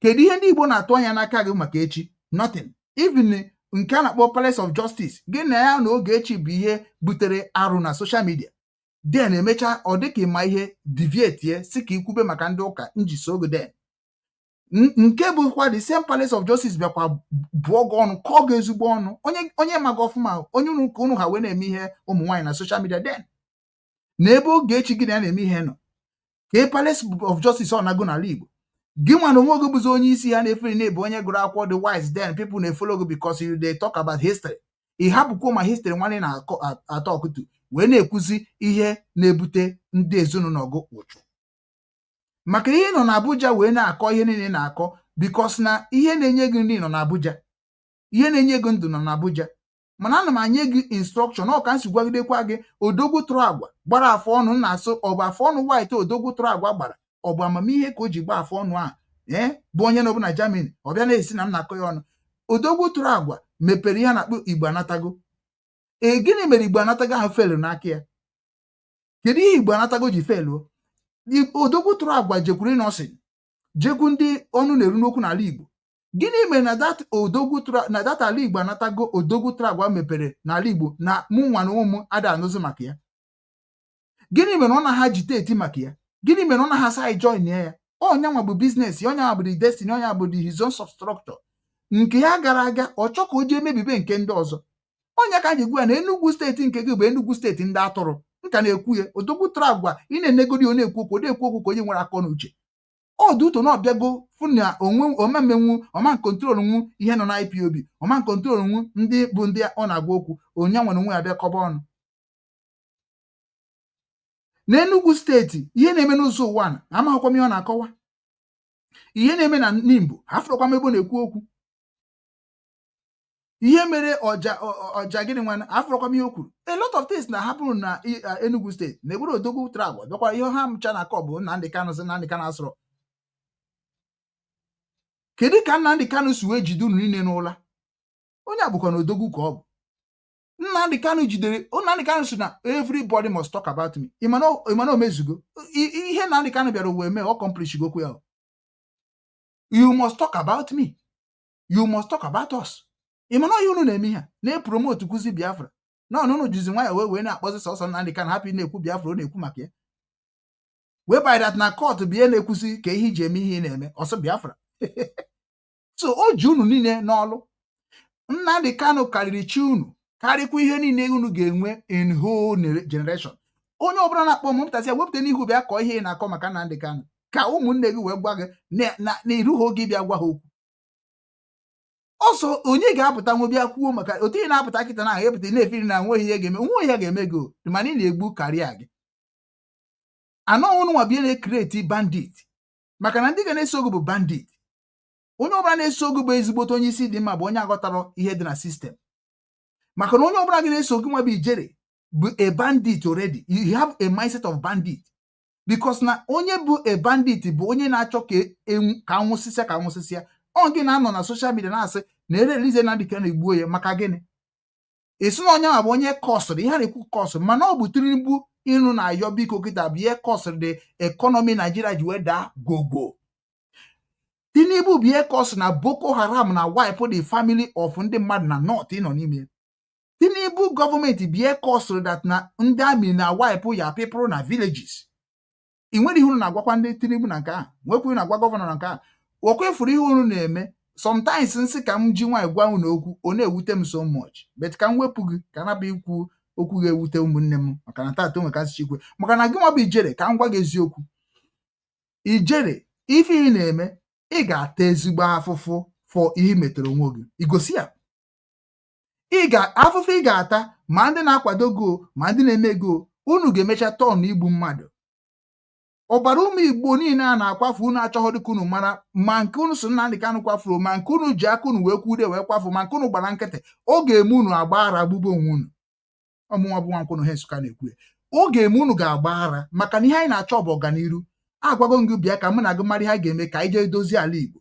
Esi m ka emechagoro ọchịchị Buhari emecha ọchịchị Tinubu sis ahụ nweghị ihe bịara mee ịkọntinukwa na-akọ akụkọ na-agaghị enye ndị Igbo fuchọ. Ị na-akọkwa akụkọ na-enweghị histrị.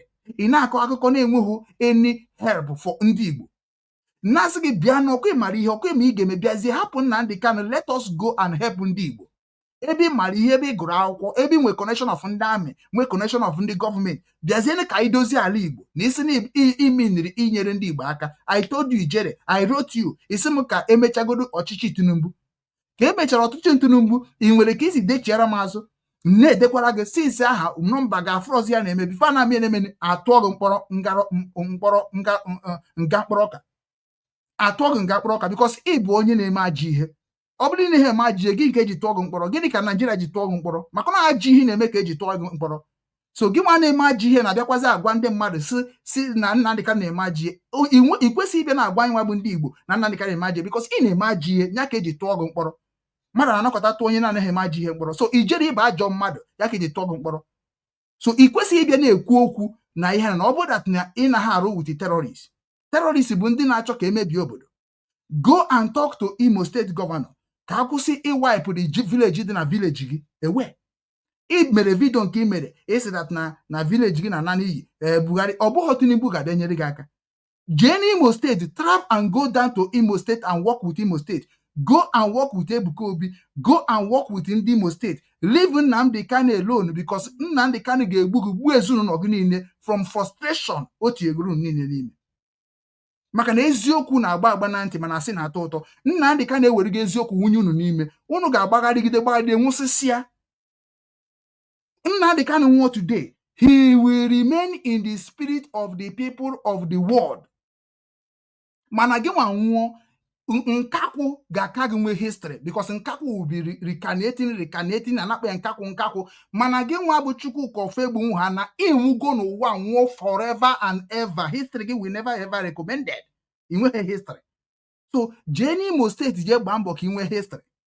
Imegide ihe ị na-eme kịta onwe ka ihe ọjọọ si wee mee gị na nke gị agwụgo otu ahụ isi wee jee mkpọrọ people chefuo gị forever and ever. That is the same thing will happen to you na onwe ihe mee gị today. go and have a history in your fatherland. That is where you belong. Now, I want to go IPOB because I was thinking that not be a general, which is not going to join and we're not talking. And the same IPOB can now join in room here. What here then here? Marandine maybe, Marandine dozi. Then ebe na achọ ọkụ nụ bata ka anyị wee mara ihe mere na DOS adarụ ihe kwesịrị na-arụ then wepụta nke unu chọrọ ka ewepụta ma ọ bụ nwa na ụmụ mere si na ma ga-eje kọba ha ọnụ ma ọ bụ tọba ha ọnụ mepe obi nwanne ma were obi nwanne nyere ndị Igbo niile aka even your state. So wepụta nke unu ji aga unu enwekwa na bịa na nwere ndị nwere n'ihe ego ahụ iji wee bie bana ahụ ego ahụ iji wee bie gbaa moto bịa Abuja were eje nyere ndị ọsụ uhite okwu aka were eje nyere ndị Owere aka were eje mara ihe ga-eme ka ịrụkọ with gọvanọ obodo gị. Ongenwa bụ onye say that na we need to be asking our governor of the allocation ha na-eburu, which is na that allocation nke Imo State. Why can't you go and ask governor of Imo State where is allocation of Imo State? Ije na talk to Nnamdi Kanu bụ onye Abia State ịmakwa na ọ bụ ikwuru igba ka ọ bụ n'omenala Igbo. Unu niile hapụnụ Nnamdi Kanu na Nigeria gọọmenti ejidego niile na court jie otu akịta esi wee jide mee Aloy Ejimako arrest mee onye Emmanuel arrest onye mana onye kwuburu before so na ọ bụ na Nigeria minie na even ma ndị lawyer na-abịarụ na ndị Kanu na ga-eme ha China arrest because na Nigeria na onwe ha nwere ebe ha gbara ọrụ.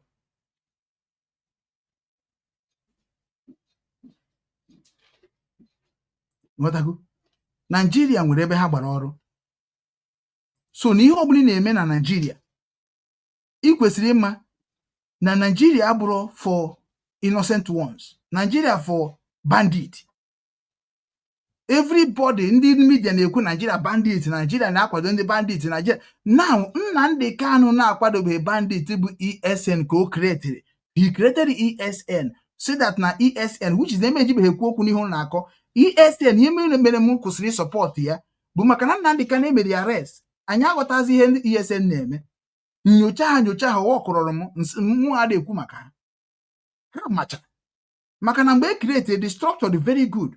The structure bụkwa the same structure creators nchekwa ala Igbo.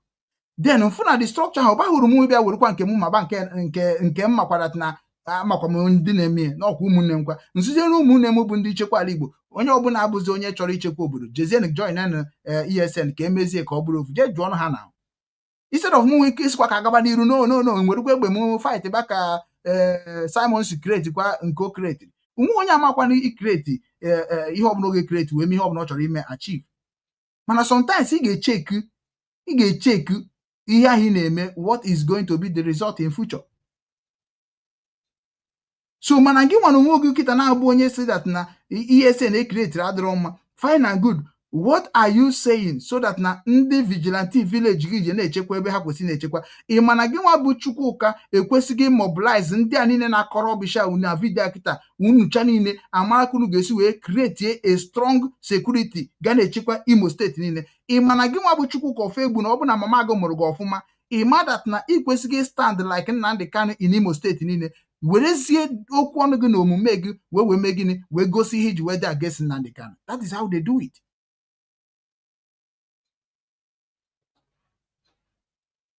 O nwere onye na-akpọ Ugochinyere bụ onye Imo Steeti. Ọgwụkatago ọ nọ n'ime Nigeria na-asịsị ndị mee na asọpụzọ dị ma ha bụ ndị na-egbu mmadụ nke a bụ ihe na-emenụ ebe ka okwu niile ahụ o kwuru nọ ọ nọkwa n'ime ụlọ ya no action.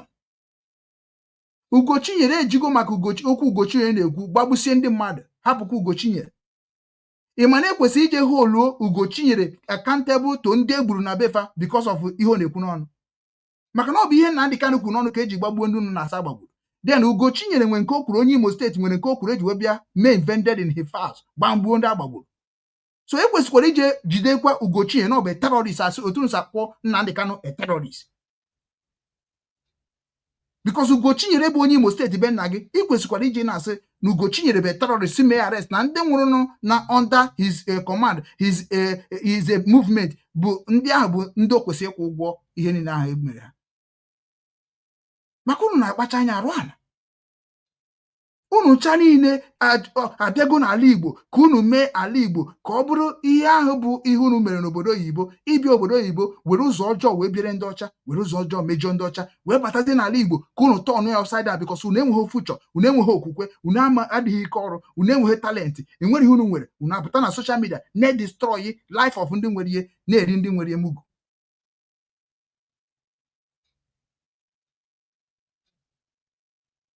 Unu nọ n'ala Igbo, gịnị mere na ịma nje n'ala Igbo join ya Ugochinyere?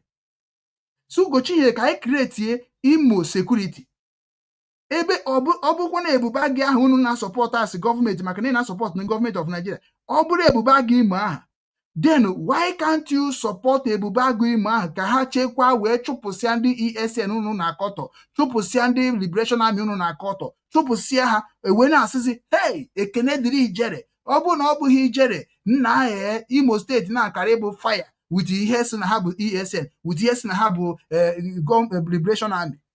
Dịka Mampasman si wee join the security of his own village.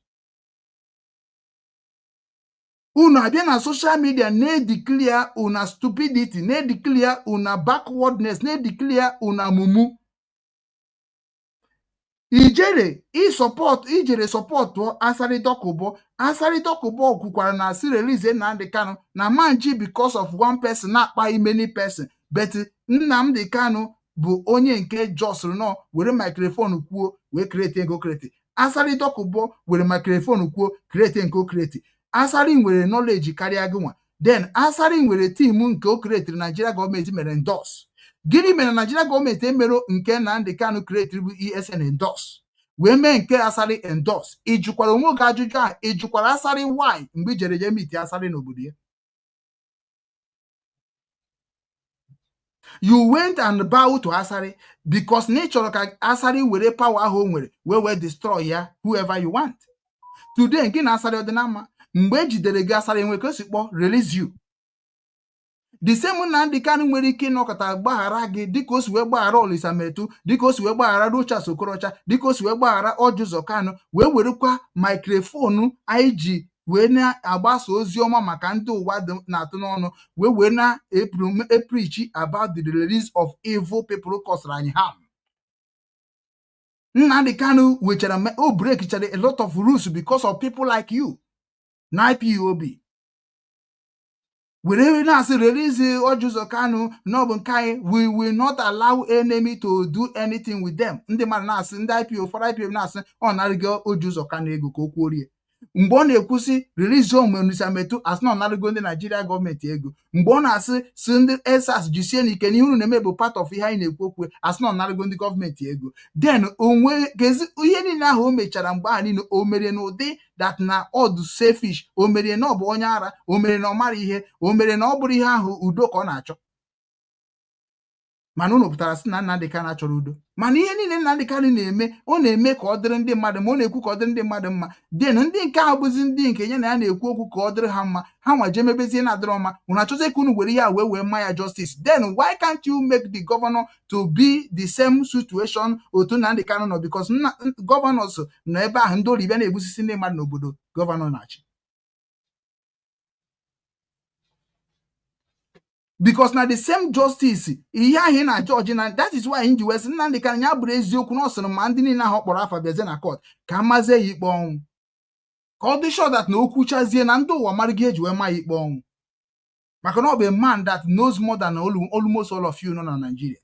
Is a man that have a wisdom. Is a man that God bless that he must use him to preach the gospel of the universe. Is a man that God used to declare and decree that name with ife dịka mmadụ dịka ụmụchukwu. Is a man that God used to make everybody to know their left and right. Megoro akwụkwọ megoro akwụkwọ.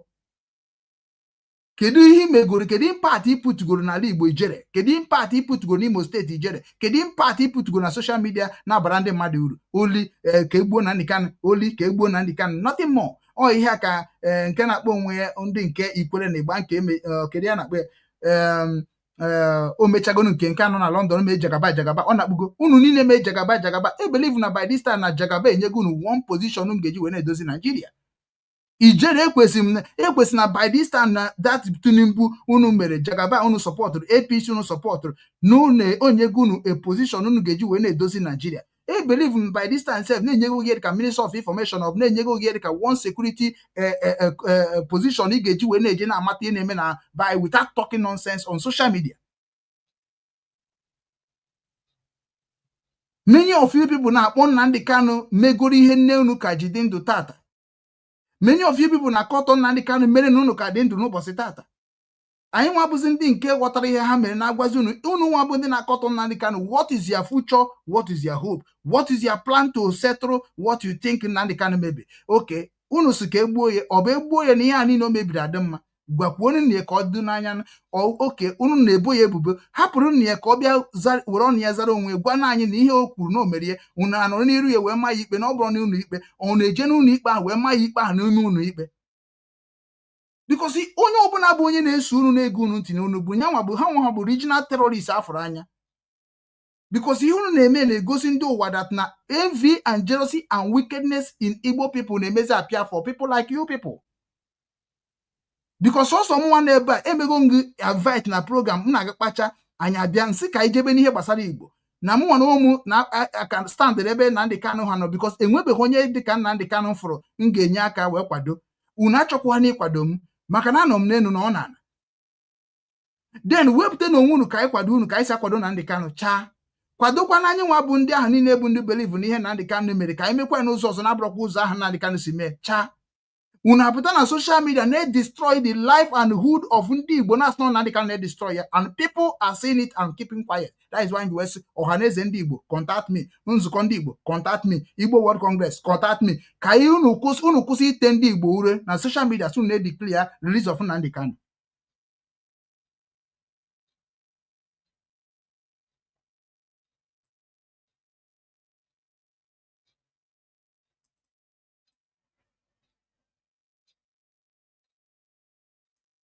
The victims of Nnamdi Kanu's IPOB ESN terrorists, and also to make it known to people that IPOB and their Biafra is not Igbo. Igbo is different from IPOB, and the person standing trial for terrorism is Nnamdi Kanu and not Ndi Igbo. It is absurd that someone will equate IPOB or Biafra with Igbo. Then can teach you, can kuzere gị ihe maka ama m na ịgụrụ akwụkwọ na nke ịgụrụ agụ ka ị na-eji atagịrị ọnụ na atagịrị na akọt and join na-asụpụta those vocabulary unu ji deceive ndị na-amara ihe dị na dictionary ndị na-amara ihe dị na Oxford and Cambridge. Let me tell you now, let me educate you. Then onweghị mgbe Nnamdi Kanu ji wee sị na IPOB bụ Igbo 10. Onye abịa emekwuru nwa ji create obi nwanne ndị Igbo. Maka asị maka ịkwara ndị na-ekwuchitere Igbo n'ime IPOB. Ha sị na ha adịghị eme ihe Igbo. So na ihe butere the creation of obi nwanne ndị Igbo bụ maka na enwero ndị Igbo na-anọchite na IPOB. So ka ị mara na onwere mgbe anyị Nnamdi Kanu ma IPOB ma structure IPOB ji wee sị na ọ bụ ndị Igbo. So ihe na-akọ bụ out of nonsense. Ihe na-akọ bụ to prove that na nzukọ Ohaeze Ndị Igbo ada arụ ọrụ ha ọfụma. Igbo World Congress ada arụ ọrụ ha ọfụma. That is the style iji prove na agwafa ha da arụ ọrụ ha ọfụma. Enwero mgbe structure IPOB achịrị m ọchịchị IPOB na South Korea, achịrị m ọchịchị IPOB na Ukraine, achịrị m ọchịchị IPOB on social media. Well, before we create obi nwanne ndị Igbo. So automatically enwerodu mgbe ihe gbasara IPOB ji wee bụrụ Igbo 10. No na majority bụ ndị Igbo. And ebe ọ bụ na majority ndị Igbo nọ ka ịbata na ọgbọ Nigeria. Ịbịa n'obodo Yoruba, ịma ha asụ Yoruba, like otu akịta na-asụ were na asị na help Nnamdi Kanu. Ndị Igbo bie na-abịa enye solidarity. Na ọ bụghị ndị Yoruba. And ndị Igbo na-enye solidarity because na somebody dị ka gị bụ ijere enweghị future ndị Igbo. Inweghị future n'ala Igbo. Inweghị any contribution ga-eme ka ndị Igbo dị mma. Na contribution ị na-enye ndị Igbo bụ destroy ndị Igbo. Indirectly. Claiming that not Nnamdi Kanu na-eme. Ihe a bụ ihe APC ga-eji wee mee ka ala Igbo na-agba yaga yaga. All through you. All this is the pattern. a na-eche na ọgịnwa bụ onye bụ ezigbo mmadụ mana ana m challenge gị worldwide that ihe na-eme bụ terrorist act against ndị Igbo. You are not Igbo man. Ị bụrụ onye Igbo, you are not acting ka ezigbo nwafọ Igbo. Ebee ka isi n'ala Igbo? Kedu ọfọ nna gị iji akpa ike n'ụwa? Kedu ihe eji mara gị asọ onye Igbo? Chukwuka ọfọ egwu. Kedu ihe eji mara gị asọ onye Igbo? Onwere mgbe IPOB ji bụrụ Igbo 10. So stop contradicting yourself. Mgbe i jere na Turkey, ha sị na ọ bụ ihe Igbo ka a na-eme, ha sị na nzukọ ndị Igbo ka anọ, ha sị na ọ bụ organization ndị Igbo ka anọ. Nnamdi Kanu bụ onye Igbo, bụ onye nke so ndị indigenous people of Biafra na agitate for the corruption and intimidation of one Nigerialist. Nnamdi Kanu nọ n'opposition of people na-adị eme ọfụma na Nigeria. So n'onweghị mgbe ndị Igbo bụ ndị sizere na ihe a Nnamdi Kanu na-ekwu na-efevọ ha, which including you. N'ikwuru against of ihe a na-eme n'ụlọ ụka, n'ikwuru against of Ebuka Obi, n'isi na ihe na Ebuka Obi na-eme adịrọ mma. The same Nigeria government nwụrụgo ka nkakwu mkpu oge n'ime mkpọrọ sị gị na talk rubbish. The same government nwụrụgo ka nkakwu tigi na mkpọrọ bụkwa the government ịpụtakwa na-asịkwa na IPOB na-agba mbọ ka data otu esi nwee nwụrụgo ka nkakwu na-ekwesịghị nwụrụgo ka nkakwu na udo ihe iji wee bụrụ odogwu nwụrụ mgbe ha nwụrụ ka nkakwu nwa ọgụ ka ọkụkọ tinye gị ebe ahụ agụ na-achọ igbu gị asị na enwechana ọ bụ na ọ bụrụ blessendom nọ na Germany. Who is going to talk about you bụ nkakwu? Who is going to talk to you? Onowu Igbo kwuchakwara maka gị na Igbo na regret at last because you are nobody in the system of ndị Igbo. Igbo onye Igbo, ide ekwu maka Igbo, ide ekwu maka omenala Igbo, ide ekwu maka njikọ ndị Igbo, ide ekwu maka how Igbo can progress. Enwere ihe ị na-ekwu gbasara ndị Igbo. Ị naghị eke ekike ndị Igbo, but they talk about ndị Igbo. Who make you Igbo? Who show you Igbo? Otu ị nọkịta kwesịrị ike ekike ka ezigbo nwafọ Imo steeti ka onye ji ọfọ ndị be ọfọ egbu ị kwesịrị iji ọkwa ọfọ egbu. Kedu ọfọ gị? Kedu ọfọ Igbo butere ebe ahụ ị nọ? If you are in Igbo side. But because you dress like Boko Haram, you wear like Boko Haram, you wear like a terrorist, you cover your eyes like a terrorist. If you terrorist, and cover the eyes, give an address in Igbo. Kineku on behalf of Ndibo, Kineku on behalf of Nigeria, Kineku on behalf of terrorists, Kineku on behalf of your envy and jealousy wicked Ndibo no na amari ha nacho. Onye Kineku okwu yefo, who send you? Oke ị na-ekwuru ndị ọsụ, ị na-ekwuru ndị ihite ọkwa. Ngwanụ kedu ka gị nwa ga-esi nọrọ ndị mmadụ esi n'ebe esi bịa gbuo gị? O nwere onye Abia steeti gburu ndị mmadụ n'ọsụ weta n'ofu onye? Nnamdi Kanu kpuje gị na international court na-asị gị, you are accusing me that I kill somebody, bring evidence. What evidence are you going to bring? The reason you are agitating of this stupid agitation because now you want Nigeria government to kill Nnamdi Kanu for you. That is what you need. And ọmadị possible ka isi echie, ọmadị natakwan possible n'ụwa because Nigeria amadị stupid to make Nnamdi Kanu to die. Ndị ọzọ anwụchago mgbe mbụ mana ha ga-amakwa na ndị anwụchara mgbe mbụ ka eji emezi ahịrịokwu na Burkina Faso maka na ihe ọbụla na-eme n'ụwa ga-emecha rikaneti.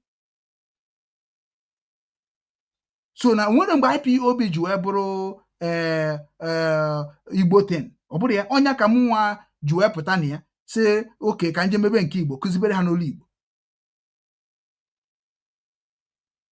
So ndị anyị na-egburu n'ọsụ egburu ihe niile unu si na Nnamdi Kanu gburu nke akpụkwa okpu a na-akpọ kịta ịfọ ka okpu dịka dada ọ ezigbo dada ka ọ bụ ihe a ka ọ pakejin dada. Ndị a bụ ndị na-represent ndị Igbo, ndị sechara Igbo, ndị mechara ajọ ihe n'obodo oyibo, ndị gbuchara ụmụnne ha n'ụzọ dị iche iche na-abịazi ekwu maka ndị Igbo.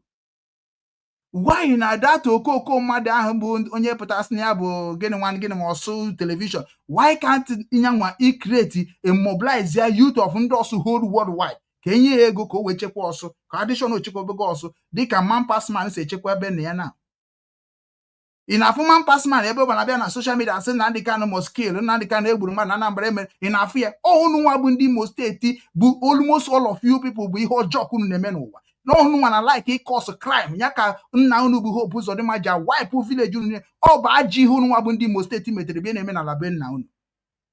Ọ bụ ihe ọjọọ dị unu n'isi. 419 unu na-egwu, drug dealing unu na-egwu, human traffic unu na-eme. Ọnya na-ebutere unu ajọ ihe n'Imo steeti. Jee kpọọ na arụ n'Imo steeti. je kpụọ na arụ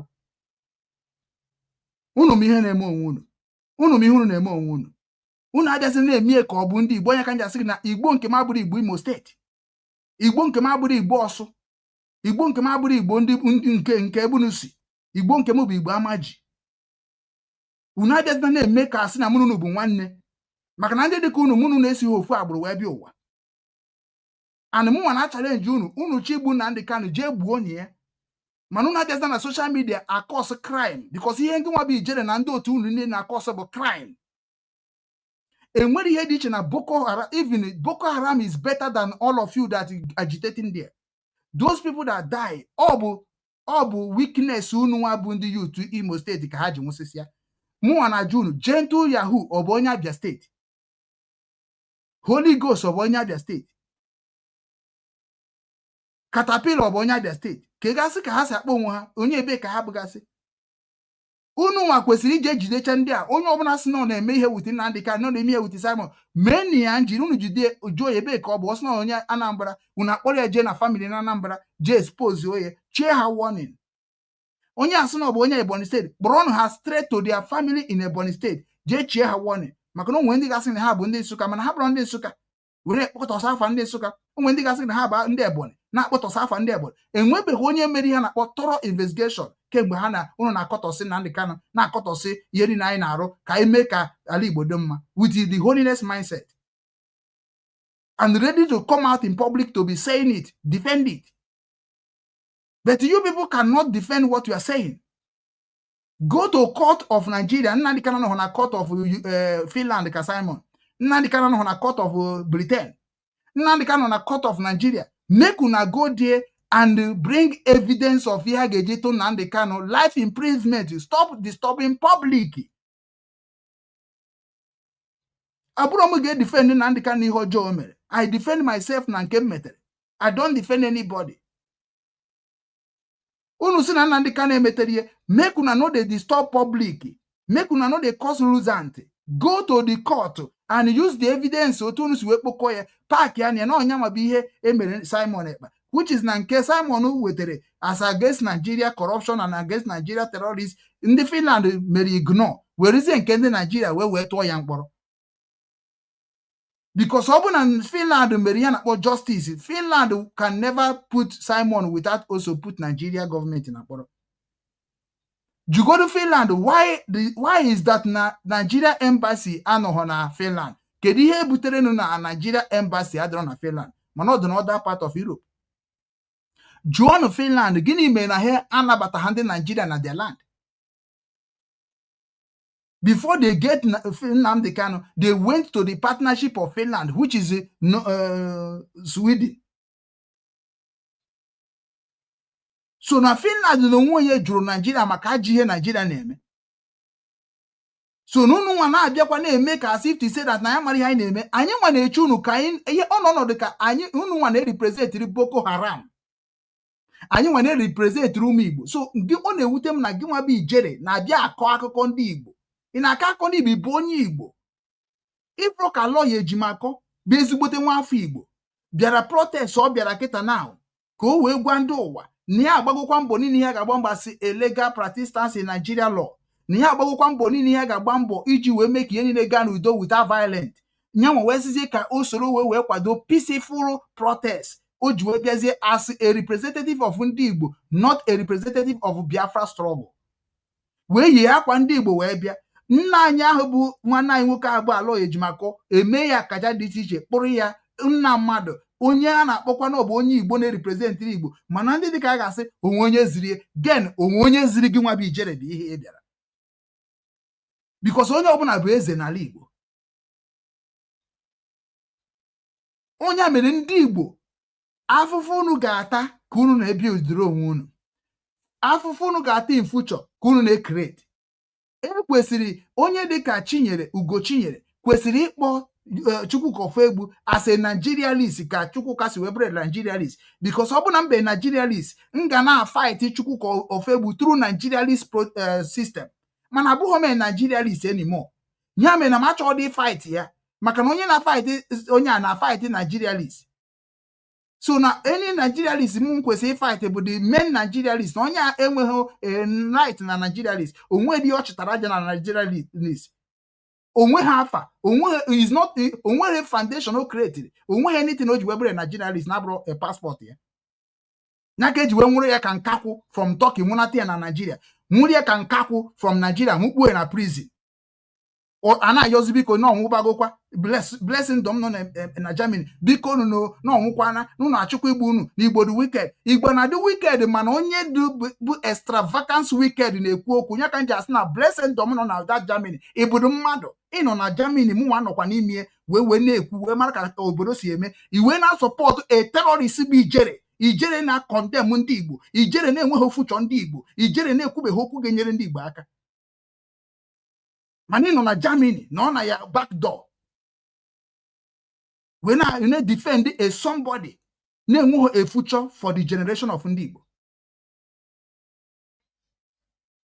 mana unu ya emecha n'afọ ihe unu na-eme onwe anyị agaghị akwụsị ikwu okwu na-ekwunu ka anyị na-ekwu ka ụwa wee mara nke anyị ụwa ga-emecha jiri aka ha wee judge anyị because automatically anyị ama judge nwe onwe anyị ama kpenwere onwe anyị ikpe because what we agitating let us come together onye ọbụla eme gịnị ekwu ihe ọ ga na-eme ka ala Igbo na-aga aga simple onye ọbụla nwere akara aka which is the narrative they are trying to spread. And we also want to make it known to Nigerians that there are millions and millions of Ndi Igbo that are against the actions of Nnamdi Kanu and the politicians giving him both financial and political backing. Then, ọ bụ na ndị otu gị na-esoghị ma ihe a ga-ajụzi gị bụ ijere gwagodere anyị kpọrọ anyị afa ndị politician aha na abakụ Nnamdi Kanu. Ọ bụ na ndị na-esoghị ma ihe na ha dị professional ha dị qualified to talk in public ihe a ga-ajụ gị nwa bụ ijere who are those politicians in akwụ otu isi kpọọ Nnamdi Kanu afa kpọkwuo all those politicians afa bụ ndị na-support Nnamdi Kanu. That is what they call intelligent. That is what they call boldness. Ọ bụrụ na ịma ndị politician ahụ na-support Nnamdi Kanu mention them na ọ bụ na nne gị mụrụ gị ọfụma na-aza Chukwu kọfụ egbu mention them. Ikpọ some politician na-support ya is a general talk onweghị mission onweghị landing onweghị beginning it just onwe ihe o nwere bụ only image because otu igburu ekita some ndị politician then ị mere onwe gị ya na-akpọ otu n'anya afọ ụzọ ka ndị mmadụ hapụ ịma ihe na-eme. Ọ bụ Hope Uzodimma na-asọpọtụ Nnamdi Kanu ọ bụ gọvanọ Willie Obianọ na-asọpọtụ Nnamdi Kanu ọ bụ kedu nga na-akpọ ya Soludo na-asọpọtụ Nnamdi Kanu ọ bụ David Umahi na-asọpọtụ Nnamdi Kanu ọ bụ Peter Mba na-asọpọtụ Nnamdi Kanu ọ bụ Oti na-asọpọtụ Nnamdi Kanu. Which politician are you talking? Because when you talk about politicians you get all the governors first. Which people bụ ndị na-support Nnamdi Kanu? Can you talk? Na ha bịara asịsị release Nnamdi Kanu because in a national way Nnamdi Kanu did not hurt Nigeria in a way that Nigeria can jail Nnamdi Kanu. It is not possible because what triggered Nnamdi Kanu to start agitating about Biafra is because of terrorist act of Nigeria government, which na snake swallow money, which that monkey swallow money, which that na the people that saying the truth have been massacred, which that na checkpoint bidoro from the welcome of your Igbo land in a defend where Gagre we Robenag, which that na he send the go ha he je village nine bande marisina hana chonde yesen. So now the same Nigeria you are talking about have committed a crime that almost all the medias in Nigeria is talking the same thing Nnamdi Kanu is talking. So you that is now coming out and say that na Ndi Igbo nine they against Nnamdi Kanu. We understand now some Ndi Igbo they against. Yes. Unwuru mgbe Ndi Igbo nine ga support ye Nnamdi Kanu eme because na nwere Ndi Igbo gbaji ihe ka ha ji akpata ego n'ala Igbo. Enwere Ndị Igbo bụ igbu mmadụ ka ha ji eri nri n'ala Igbo. Enwere Ndị Igbo bụ imegide mmadụ ka ha ji eme ihe n'ala Igbo. Ndị agha ma support Nnamdi Kanu n'ụwa ọzọ. Ndị dịka Emeka Ọfọha can never support Nnamdi Kanu. Ndị dịka Obi Kubana can never support Nnamdi Kanu. Ndị dịka Chief Priest can never support Nnamdi Kanu. Ndị dịka Bebioku can never support Nnamdi Kanu. Ndị dịka Genevieve Nnaji can never support Nnamdi Kanu. Ndị dịka G. Ike can never support Nnamdi Kanu. Ndị dịka kịgasị ha nchọka mkpọbara gị, they are not going to support Nnamdi Kanu because the word of Nnamdi Kanu will terminate the way they are eating. So ị na-ekwu okwu, ị na-clarify ihe na-agwa ụmụnne gị, na-akọwara ha n'ebe ha ga-aghọta ya, na ọ bụrụ na ị bụghị a messenger of the evil of Igbo people. Because na m challenge gị every day because ụmụnne m so nwaanyị ji wee kpọta sị ya na m chọrọ ịkpọta gị ka m kụziere gị ife wuche ịma na ihe ka m chọrọ ịkụziri gị nwa bụ ijere. I challenge you, kpọọ m open debate ka m gosi gị na ịbụ ụmụaka. How old are you ijecha Turkey onwere ihe iwenatara ụmụnna gị? How are you ijecha Libya onwere ihe iwenatara ụmụnna gị? How are you iburu nsogbu ndị ụmụnna gị bukpo na mkpọrọ? How are you nke bụ na ịpụtakwara today dịka ihe richara na-eficha aka n'alụ mana onwere ihe dịka fuchọ ị nwere? Kedu fuchọ iji na-achọ idozi Imo steeti jere? Kedu fuchọ ị na-achọ ime ka Imo light niile nọ n'ụwa niile bịakọta ọnụ ka enye aka maka ndị unu na-eklem na-egburu egbu? The family egburu ndị mmadụ, where are they and who killed their children and their son? Did you bring them? How did they know that Nnamdi Kanu handed on it without Nnamdi Kanu saying that anywhere they kill you or they disturb you, when inwe a chance, when they defend themselves? Unajugo ndị bụ gentle yahoo, unu kwesị ijide gentle yahoo na ndụ ka ọ confess ya. Ọ gentle yahoo ka unu kwesị iji wee bịa ma Nnamdi Kanu ikpe na court. Ọ gentle yahoo ka unu kwesị iji wee jee Finland jee ma na Simon Ekpa ikpe. Ọ bụ ndị onye isi ESN ka kwesị iji wee jee na court. Unu kwesị iji onye Nnamdi Kanu mere onye isi ESN wee weje na court. O wee sị na ọ bụ Nnamdi Kanu bụ onye zinyere m mebi ihe a. Ọ Nnamdi Kanu bụ onye si m jee gbuo onye a. Ọ Nnamdi Kanu si m jee gbuo onye a. Ọ bụ ife a bụ ihe na-akpọ a real confirmed genuine evidence. Ọ bụrụ na ihe unu na-eme bụ ife nna nna anyị ha mechagoro were regret ya n'ala ini ha, and unu amalitekwa n'ihe again, and unu ga-regret kwe n'oge nke unu. Mana ndị dị ka anyị will never regret it because na enwekwara ndị gwakwara ndị nna nna anyị mgbe ha bidoro na-ezuzu ezuzu. So na unu ebidokwana nzuzu ahụ again. And this time Yoruba chọrọ terminate ndị Igbo niile because e nwere ndị Igbo nwe ụmụ Igbo. Ndị Igbo a ga-wipe ndị Igbo n'ụwa niile. Ụmụ Igbo ga-eriten kwa ala be nna ha. And anyị nwa bụ ụmụ Igbo na-agwa gị nwa bụ onye nke bụ onye ndị Igbo ni among us that n'ihe na-eme na ị ga-eji consume onwe gị na ọ bụrụ anyị nwa ga-egbugo, we will not kill you. Ọkwa gị nwa ga-consume onwe gị because ihe ị na-ekwu abụghị ụmụ Igbo na-ekwu ya. Ihe ị na-ekwu abụghị ndị obodo gị na-ekwu ya. Ị na-ekwu ya in your own favorite way. You didn't discuss it with ụmụnna gị. You didn't discuss it with Igwe obodo gị. You didn't discuss it with Eze obodo gị. You didn't discuss it with your governor. You didn't discuss it with any of youth of your land. You just make a move on your own way. So it is not how ụmụ Igbo don think. Ụmụ Igbo na-ebido na wee kọrọ wee gbagobe. Ụmụ Igbo na-ebido na nna wee gụrụ wee gbagobe. Maka na nna mere na nne nọ. Na nne mụtara gị bụ nna mere ka ọ mụta gị. So na everything lies of nna. So na ihe gbasara Igbo na onwere ebe ọ dị n'ime ndụ gị. Afụnube ebe ị na-eme meeting na-eso ndị Igbo na-eme meeting na Turkey. Afụbe ebe otu Simon unu na-akọtọ. Simon was with ndị Igbo. Before wee fụ na ndị Igbo anaghị aga. Wee sị ka ya bazie to ụmụ Igbo. Wee batazie n'ebe ụmụ Igbo na-ekwu okwu maka ọdịmma nke ha. Ha ji mebekwa ihe ndị Igbo n'ebe ụmụ Igbo nọ. N'unu nwa bụ ndị Igbo ka ndị ahụ niile Simon na-agwa sị kwụsịzie na ya na o nwere ebe ụzọ dị ebe dị unu ajụ. Ndị Igbo nzukọ ndị Igbo nọ na Finland bụ ihe kwesịrị ịgba mbọ kpọọ Simon si ya na nke na-eme adịrọ mma. Ndị Imo steeti nọ na Finland bụ ihe kwesịrị ime ịkpụpụ Nnamdi Kanu, ịkpụpụ Simon Ekpa court, not even na-akọ Nigeria sị Nigeria sọrọ. Because onye nọ n'obodo nọ n'ime wee na-emegide ndị Nsụka. Mụnwa bụ onye izi ga-ebu ụzọ kpọrọ onye ahụ aka n'ụzọ before government of the land. I will stand witness against of ihe na-eme ndị be anyị. Mana unu cha niile na-anọrọ n'ụlọ egwu na-anwụsị n'ọgbụrụ. Ihe unu mana ịbịa na social media na-akọsụ luzant. Nnamdi Kanu ejidego unu niile kechie akara aka unu ebe unu si egbu mmadụ, ebe unu si eme human traffic, ebe unu si ere organ, ebe unu si eme ajọ business, ebe unu na-eme edeceive ndị be anyị. Ọkụchisigo ebe dị na arọ na-agbakasịzi unu. maka na onye dị ka gị without that trafficking, without that 419, without ihe ahụ m na-eme na Turkey, kedu ihe ị ga-eji wee bụrụ mmadụ gị nwa bụ ijere? Is a challenge. Ijere, what is your qualification and what are you doing on a living? What are you doing in Abuja? What is your business? What is your talent? What is your mission? Kedu ife ị na-eme as a human being? Ị na-akọ ọrụ ugbo? No. Ị na-azụ afịa? No. Ị na-arụ ọrụ oyibo? No. What is kedu ife ị na-eme ị ga-eji na adreesị ndị Igbo n'ụwa niile? Kedu afọ ị nwere? Kedu afọ iji aga? Ijeri na-aza kedu ihe iji emepụtara ndị be nna gị? Ọ ije wee attack or somebody megoro ihe iji wee kwunwo na Abuja wee kwuo that nonsense ị na-ekwu today. We want to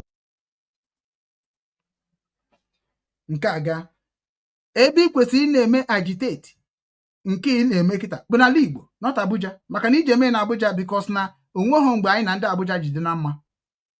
Otu amụnwa bịara m nọ Ukraine, otu a nọ nọ Germany, enwere mgbe mụ na ndị Germany ga-eji bụ ofu. Nche agitate for the peace of ndị Igbo in Germany. I just write a letter wejere ndị gọọmenti ndị Germany because everything about Igbo dị registered. M ga-achọ nke ahụ dị registered. Ọ bụ na ndị mụ na ha na-eme ka ya dịrọ registered, ihe m ga-eme bụ report ka m ga report ha under my organization. So you work with government. I am a government already. Even in Ukraine, I registered a non-governmental organization, non-profit. So as some government aka accomplish their mission. Anyị nwa ka na-akpọ ndị social, ndị na-enye aka. Anọ m social kita wee na-enye aka ka ndị mmadụ na-ama the law, na-respect the law, na-follow the law, and na-agba mbọ fụ na ha na ha terminate law, which is somebody like you is terminating law. You are destroying law. You are bringing confusion. You are bringing lies. So now, onwere organization he created, you enwem certificate Obi Nwanne Foundation Ukraine. Enwem certificate Obi Nwanne Limited Liability Company Ukraine. Enwem certificate of Obi Nwanne Nigeria Limited. Enwem certificate of Obi Nwanne Foundation Nigeria. And all those certificates are bukwa ifensi n'ime we na-enyere government aka accomplish their dream because government cannot work alone. Mwa join in IPOB, register an IPOB in South Korea. So I'm in political solution, I'm in political system, I'm in business system, I'm in charity system, I'm on angle because all konye toru dosi ebe. Ebe obu na mmadụ si no ga-aga ka ọ gaa ka na-eje. Nke mma na ha agala m nhapịa dịka nsi wee hapụ nke IPOB because na ọ gaghọziri m. Because na mụ na ha ndị GS of property ha bụ ndị kọsụrụ oji dị like that onye akụnụ just of business. Because the true in una narrative of business to them. Because ọ bụ na ọ bụ ife family mụ ga-ama. Ọ n'ọnụ ndị dị ka ikunu si matachi unu na-agwafa. So which is na that side I always support you people there. But ọ bụrụ na ọ bụ ịbịazi na-ekwuzi na onye mmegoro ihe mmụtara ihe n'aka ya karịa gị nwa na onye ahụ amara ihe ome mụnwa na-asịzi gị asị onye Igbo mbụ gị nwa bụ onye Igbo onye anyị na-ekwu okwu ebu Mazi Nnamdi Kanu bụ onye Igbo then ka anyị were onye Igbo na omenala Igbo wee judge onwe anyị because I am a Nigeria judge onwe anyị. That is what Nnamdi Kanu is telling Nigerians. Don't judge me as a Nigerian. Because if I want to do things as a Nigerian, I begin to agitate like agitate for against Boko Haram in London. But I have agitated for one Nigeria are not honest. Then omeze ihe ndocha dobere anakpo agitation to agitate against of bad governorship and also with evidence of the reason what pushed him to be agitating as a Biafran. Because Ojukwu did it. Ojukwu no meterie. You are not alive when Ojukwu started what he started. You are not there before the war. You are not there before after the war. In Orogodo after the war, tell us why Ojukwu did not do it well. Or ask Kuka Koroge, Ojukwu juwe we rupru na isi, Ojukwu juwe menka, Ojukwu mananto wa follow with Ojukwu anwo, enye last burial. And the history Ojukwu canon wanine, even have recourse. Mana history again wana kotozi Ojukwu no metere, kedi history aga-eji we kwuo maka gị na ọ bụ na enwo. Nothing. If only the ndocha akpọ irrelevant. Nwere ndị dị ka gị nwere future. And no nyakija destroy ndị nwere future.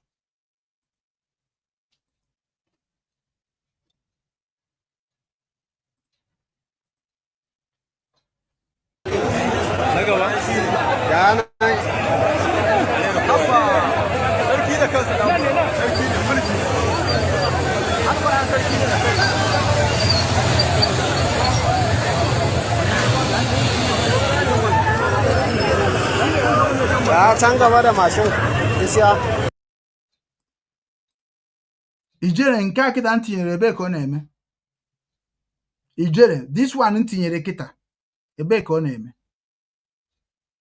why na ha agitate against them they carry the ha bu egbe buru mma buru machine ụmụ obodo ha na-ehe elu ha bụrụkwa gọọmenti o ha bụrụkwa ndị amị o ha bụrụkwa ndị polisi o ha bụrụkwa vigilante o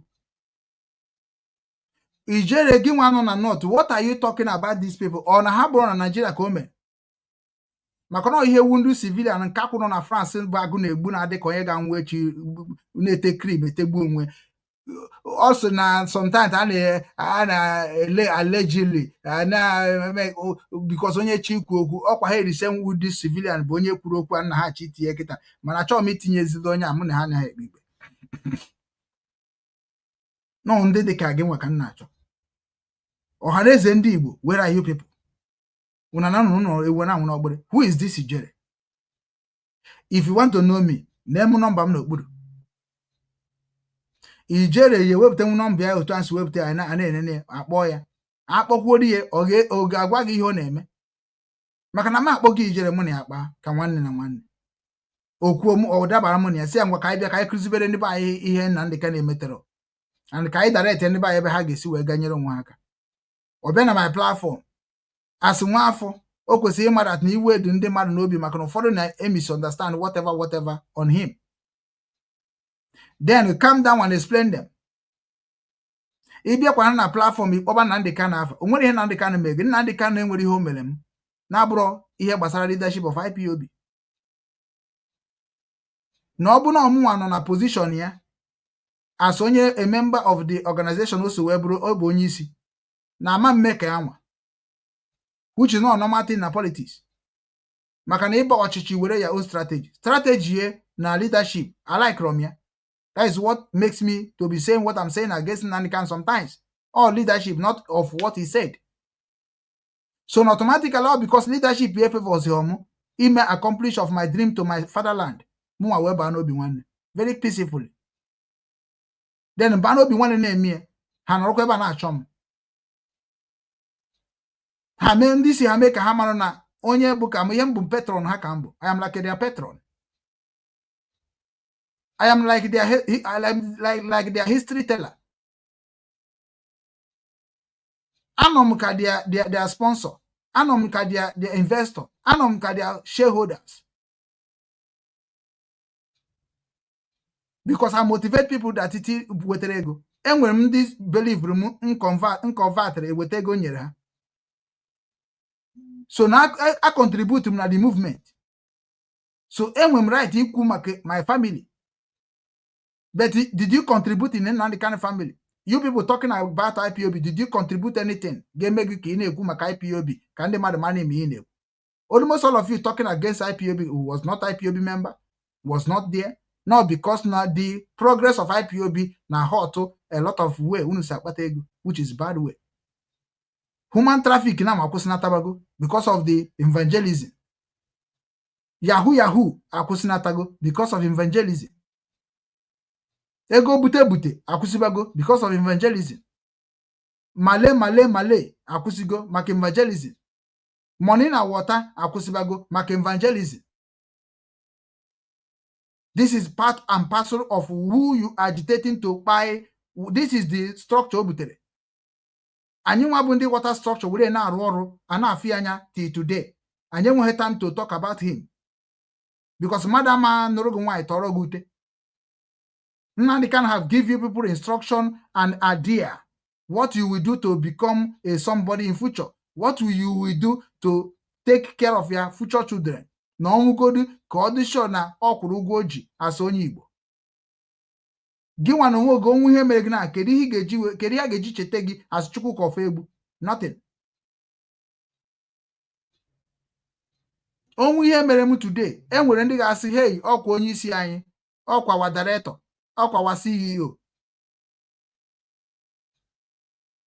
Nwa m nwoke na Ukraine nọ na Germany na ga na-asị papa m anwụgo. Onye ga-asị na enwugo? Onye ga-echetere gị? Onye ga-anọchitere gị?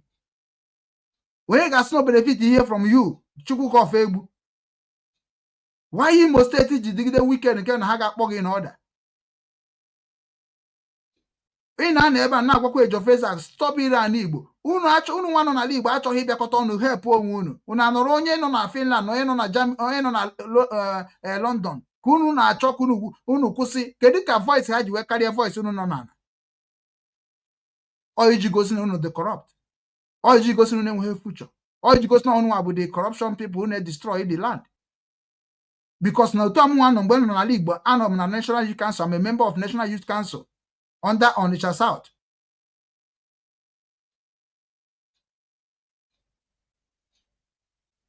Mgbe nọ n'ala Igbo, anọ m na CYON, Catholic organization under Our Lady of Fatima Parish. Anyị na-agbacha ma volleyball. Anyị na-agbacha ma bọọlụ. Mgbe nọ na be anyị, anọ m under security. Anyị na-echekwa obodo. Mana anyị nọ nka CID. Mgbe na-ere public relation, mgbe na-ere public food restaurants, mụ na ha na-arụkọ maka na mụ na-apụta n'isi ụtụtụ na-anakpu n'ime nderi. What have you done to ndị Igbo ga-eme gịnị ga-apụta na-agwa ndị Igbo okwu? What have you done before? Kedu ihe megoro ndị Igbo ị ga-eji wepụta si na-ekwu okwu? I was in a party of APC under Ngige Nwabeze. I was in support of what is going on in Anambra State to be good. Azụrụ m ahịa na Mbuko Obosi. Azụrụ m ahịa na Lab International. What have you done ga-eprove ndị Igbo na ị ga-eji nwe ihe mepụtara wee kụziere vive? O nwere ihe ọzọ ị na-eche n'ụwa na-abụrụ ikwu okwu maka Nnamdi Kanu? Ndị Igbo nọ n'ụwa niile, ana m agwa unu na ihe ga-eme unu asụkwana na ekwensu nọ ya, unu asụkwana na ajọ mmanụ nọ ya, unu asụkwana na Naijiria nakwa eme unu. Na-ekwe ndị na-eme unu ka m na-egosigosi unu na-akpọ ha for one by one.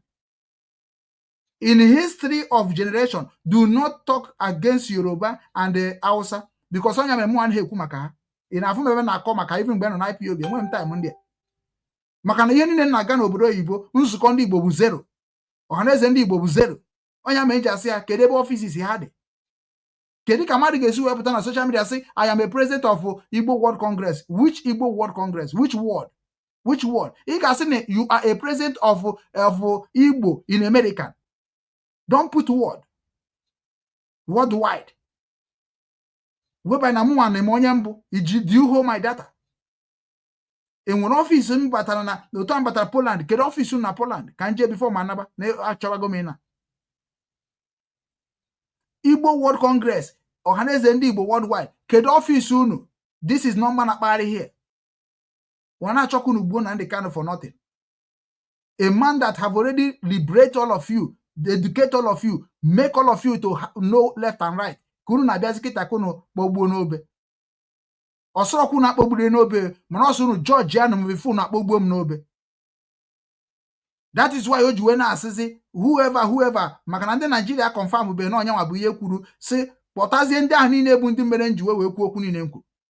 Kpọtazie ndị ahụ niile bụ ndị sitat na ha nwa na onwe ha na memetere ha ọfụma. Gị nwa bụ Chukwu ka ofe kpokporo ndị nke gị kporo jebe court. Were na evidence ihe unu ga-egosi ụwa niile na onyanwa bụ ihe unu ji na Nnamdi Kanu bụ terrorist. Were na ihe ha gosiri ihe ụwa niile na IPOB bụ terrorist. Were na ebebanụ court. Unu kpebukwa ha na Nnamdi Kanu, ịma na tụọnụ ndị IPOB niile mkpọrọ n'ụwa niile. But ọ bụ na IPOB kpegbu unu na the same law of Nigeria, international law, anyị ga-atụ unu niile mkpọrọ. It is the time. The battle have drawn. Ọ bụrụ na winning nwe Nnamdi Kanu na court of the law in the Nigeria system law, according to the system of what we doing, tụọ na IPOB niile mkpọrọ. Mana ọ bụ na anyị win unu, ịma na anyị ga-atụ ihe niile dị against Nnamdi Kanu mkpọrọ. Ya mere some people anaghị ewepụta face ha. We are not here to joke. We are here to serve the public. We are here to serve the indigenous of our people. And we are ready to die for our people. That is what they call freedom fighters. unu kpegbu ha onye ka nja support Nnamdi Kanu wee ruo echi ndị na-akpọ m asị m nke ha mana ha mụ ama gaa n'ebe ha nọ because ha kpọcha m gwọcha m nsị ha what are you going to do if Nnamdi Kanu is no more in the picture? What are you going to do? You are talking nonsense to me. What is your plan? Isi m jee gụba akwụkwọ, isi m jee ginedebe video. No. Igbo abụrụ ndị na-agụ akwụkwọ. Unu chani na-egụrụ akwụkwọ bụ ndị ikwuru ịgba. Ihe unu gụrụ ka unu ji na-egbusisi onwe unu. Abụrụ m onye akwụkwọ na achọghị m ịgụ akwụkwọ. Nke m gụrụ agụ sef ka m ji wee na-agwakwa unu na mụ amakwa dị n'akwụkwọ. Maka na Igbo nwere structure karịrị akwụkwọ. That structure can't stand for n'obi nwanne. Go and check it. Ịmara be nna gị na be nna gị pụta as a representative of your fatherland. Don't come and tell me that you have a structure to unite what you don't know about. Nnamdi Kanu never force anybody to do anything in this struggle. He just say, this is my mind. Opinion yakoku. And he said that even if Biafra government come, that everybody have a freedom of speech. Which is that's why I tell everybody what I want to tell you. Isn't here Kurubase? Challenge me. If you win me, that is what they call legal process.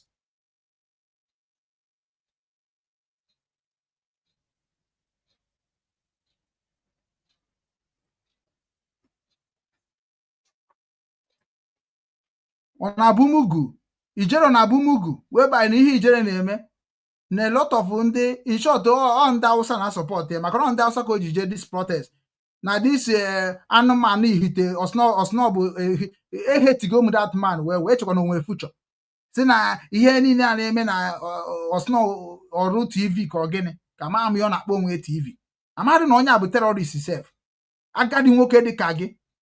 Afụ mebi kpuchiri anya dị ka onye ụsụ. Okay, Osu TV. That guy bụ an idiot. So ima buru ihe echekwa m n'inwe buru obi nwanne n'obodo gị sef. Ị na-abịa asị na Nnamdi Kanu bụ egburu ndị bụ na ga-atụ ya mkpọrọ. Ịmakwa na ịbụ onye ara. Osu TV ịbụ ozigbote onye ara. Anụ ara ahụ ga-agba gị gbaa ihe niile dị na ndụ. Onye afara ibe ekwu bụ onye na-abịa akọsịrị gị problem na be nna gị with ụmụnna gị. That means ụmụnna gị bụ ajọ mmadụ. Because here men also bụ ndị ọsọ merie. You know be visitor. So ọ bụ na asị gị gbuo mama gị, asị gị gbuo papa gị, you need to be talking to your people, not unu eme onwe na akaja. Nnamdi Kanu nọ na London wee command ya papa gị n'igwe obodo gị ha mee ife mee ihe. Ị na-abịa na social media ekwue, ịgwa ndị ọcha ga-asị get out. You don't have opinion. Ọ maka Nigeria bụ corruption country. Ọ bụ na police bịara sị what are you people agitating for? Maka na police, all of them are corrupt.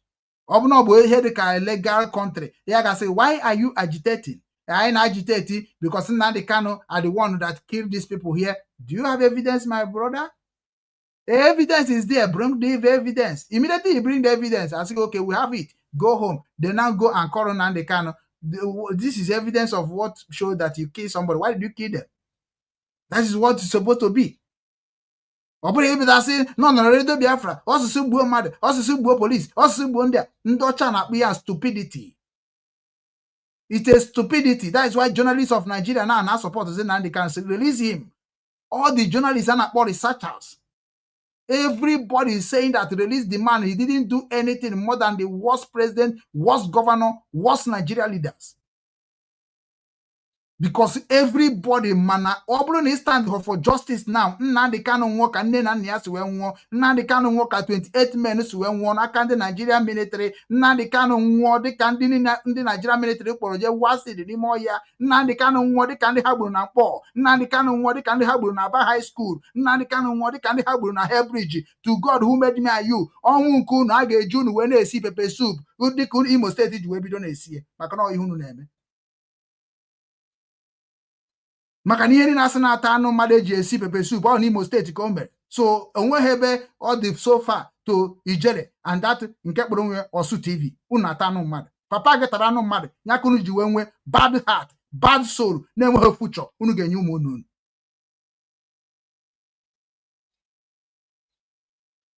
Unu apụta ebe Igbo niile nọ including nwa na-akpọ onwe m onye Igbo na-abịa ekwuru ndị Igbo. What is your occupation and what is your destiny and what is your standards onye Igbo? Unu eji akwa ndị Igbo wee bịa, unu eji simbụrụ ndị Igbo wee bịa, unu akwụkwara ndị unu wee bịa Abuja. Unu na act a terrorist act. Ọ bụrụ a legal country, you people need to go to prison like 5 years. by defamation, accusation, accusing somebody that is what he didn't do.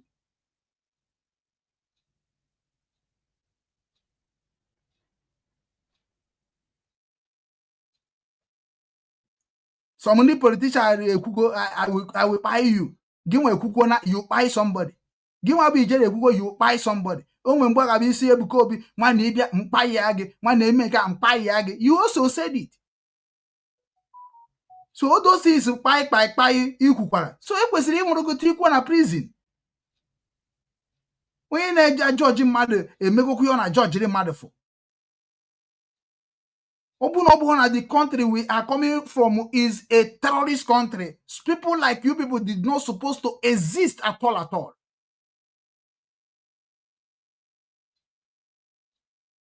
Nke kpọrọ nwe JPAC ha ncha niile bụ ndị kwesịrị na-ekwuru Igbo. Ofu ihe eme ha na nke asị na ọ bụ China. Ha chọrọ deviate the mindset of people to the rubbish. Waiting concern us with China. Our people not China many years. Nya bụrụ ihe mere na China ka ya na-akpọ JPAC mapụrụ kịta na-eji na-eme interview to onye ahụ bụ onye na very dark man. What do you want to prove? Okay, otu anyị si na eje mebe that person interview. Otu a na-ekwu ikwu jere mee njere interview. Jere mee ndị eze interview. Jere mee ndị gọvanọ interview. Ọ nke ga-ebunye unu blood social money kunu na-achọ. Otu a kịta ijere mere protest a, somebody like JPAC supposed to go and interview them. Si na ọ bụ Monday Hammer. Eburu na akụ Monday Hammer bụ ikpu ụmụ nwaanyị. Eburu na akụ Monday Hammer onye ama nkwa aja gwaju ncha na ikpu nwaanyị kunu na-akọ. Nwoke ya na anụ nwaanyị, nwoke na-eme nke ọba aka knowledge unu na-ejuru, nothing more.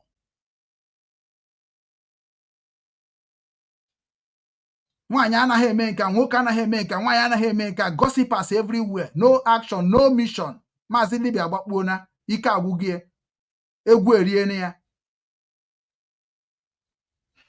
Ndị ihere emechu. Kwa ihe akụnụ ji mebicha ala Igbo niile, were ndị Enugu steeti mechi rụ like na gbogbo. Kịta na-abịakwara imebisikwa ala anyị bịara ka anyị dozie. To God na ama menwu ya. No matter what the power you people have, we don't come by physical, we come by all angle of the spiritual of corner of the earth. Maka na okwu Chineke kwuru n'ụwa bụ okwuru si na kama okwu ọnụ ya ama mezu, enigwe na nagabiga. Kama okwu nwa bụ Okechukwu nwa nkwụ no hensu kama mezu, kama enigwe na nagabiga. I don't believe in my body, I believe in my soul. Odogwu kuturu agwa ndị all the team iji arụ ọrụ nke onye London na amazụ ebe ọ nọ. Leave that guy, is an illiterate. I am illiterate by the Oxford and Cambridge, but I am not illiterate by my traditional and culture. Nke nna m ka nje anya isi na ọ bụrụ nke ndị ọzọ ka nje anya isi. Many of you people na-ekwu na m dị illiterate, bịa ka anyị kwuo okwu n'olu Igbo, kwuo ya ọfụma na-etinyeghị olu bekee. Ka m kwuru nọ ebe a ka nna m goziri m.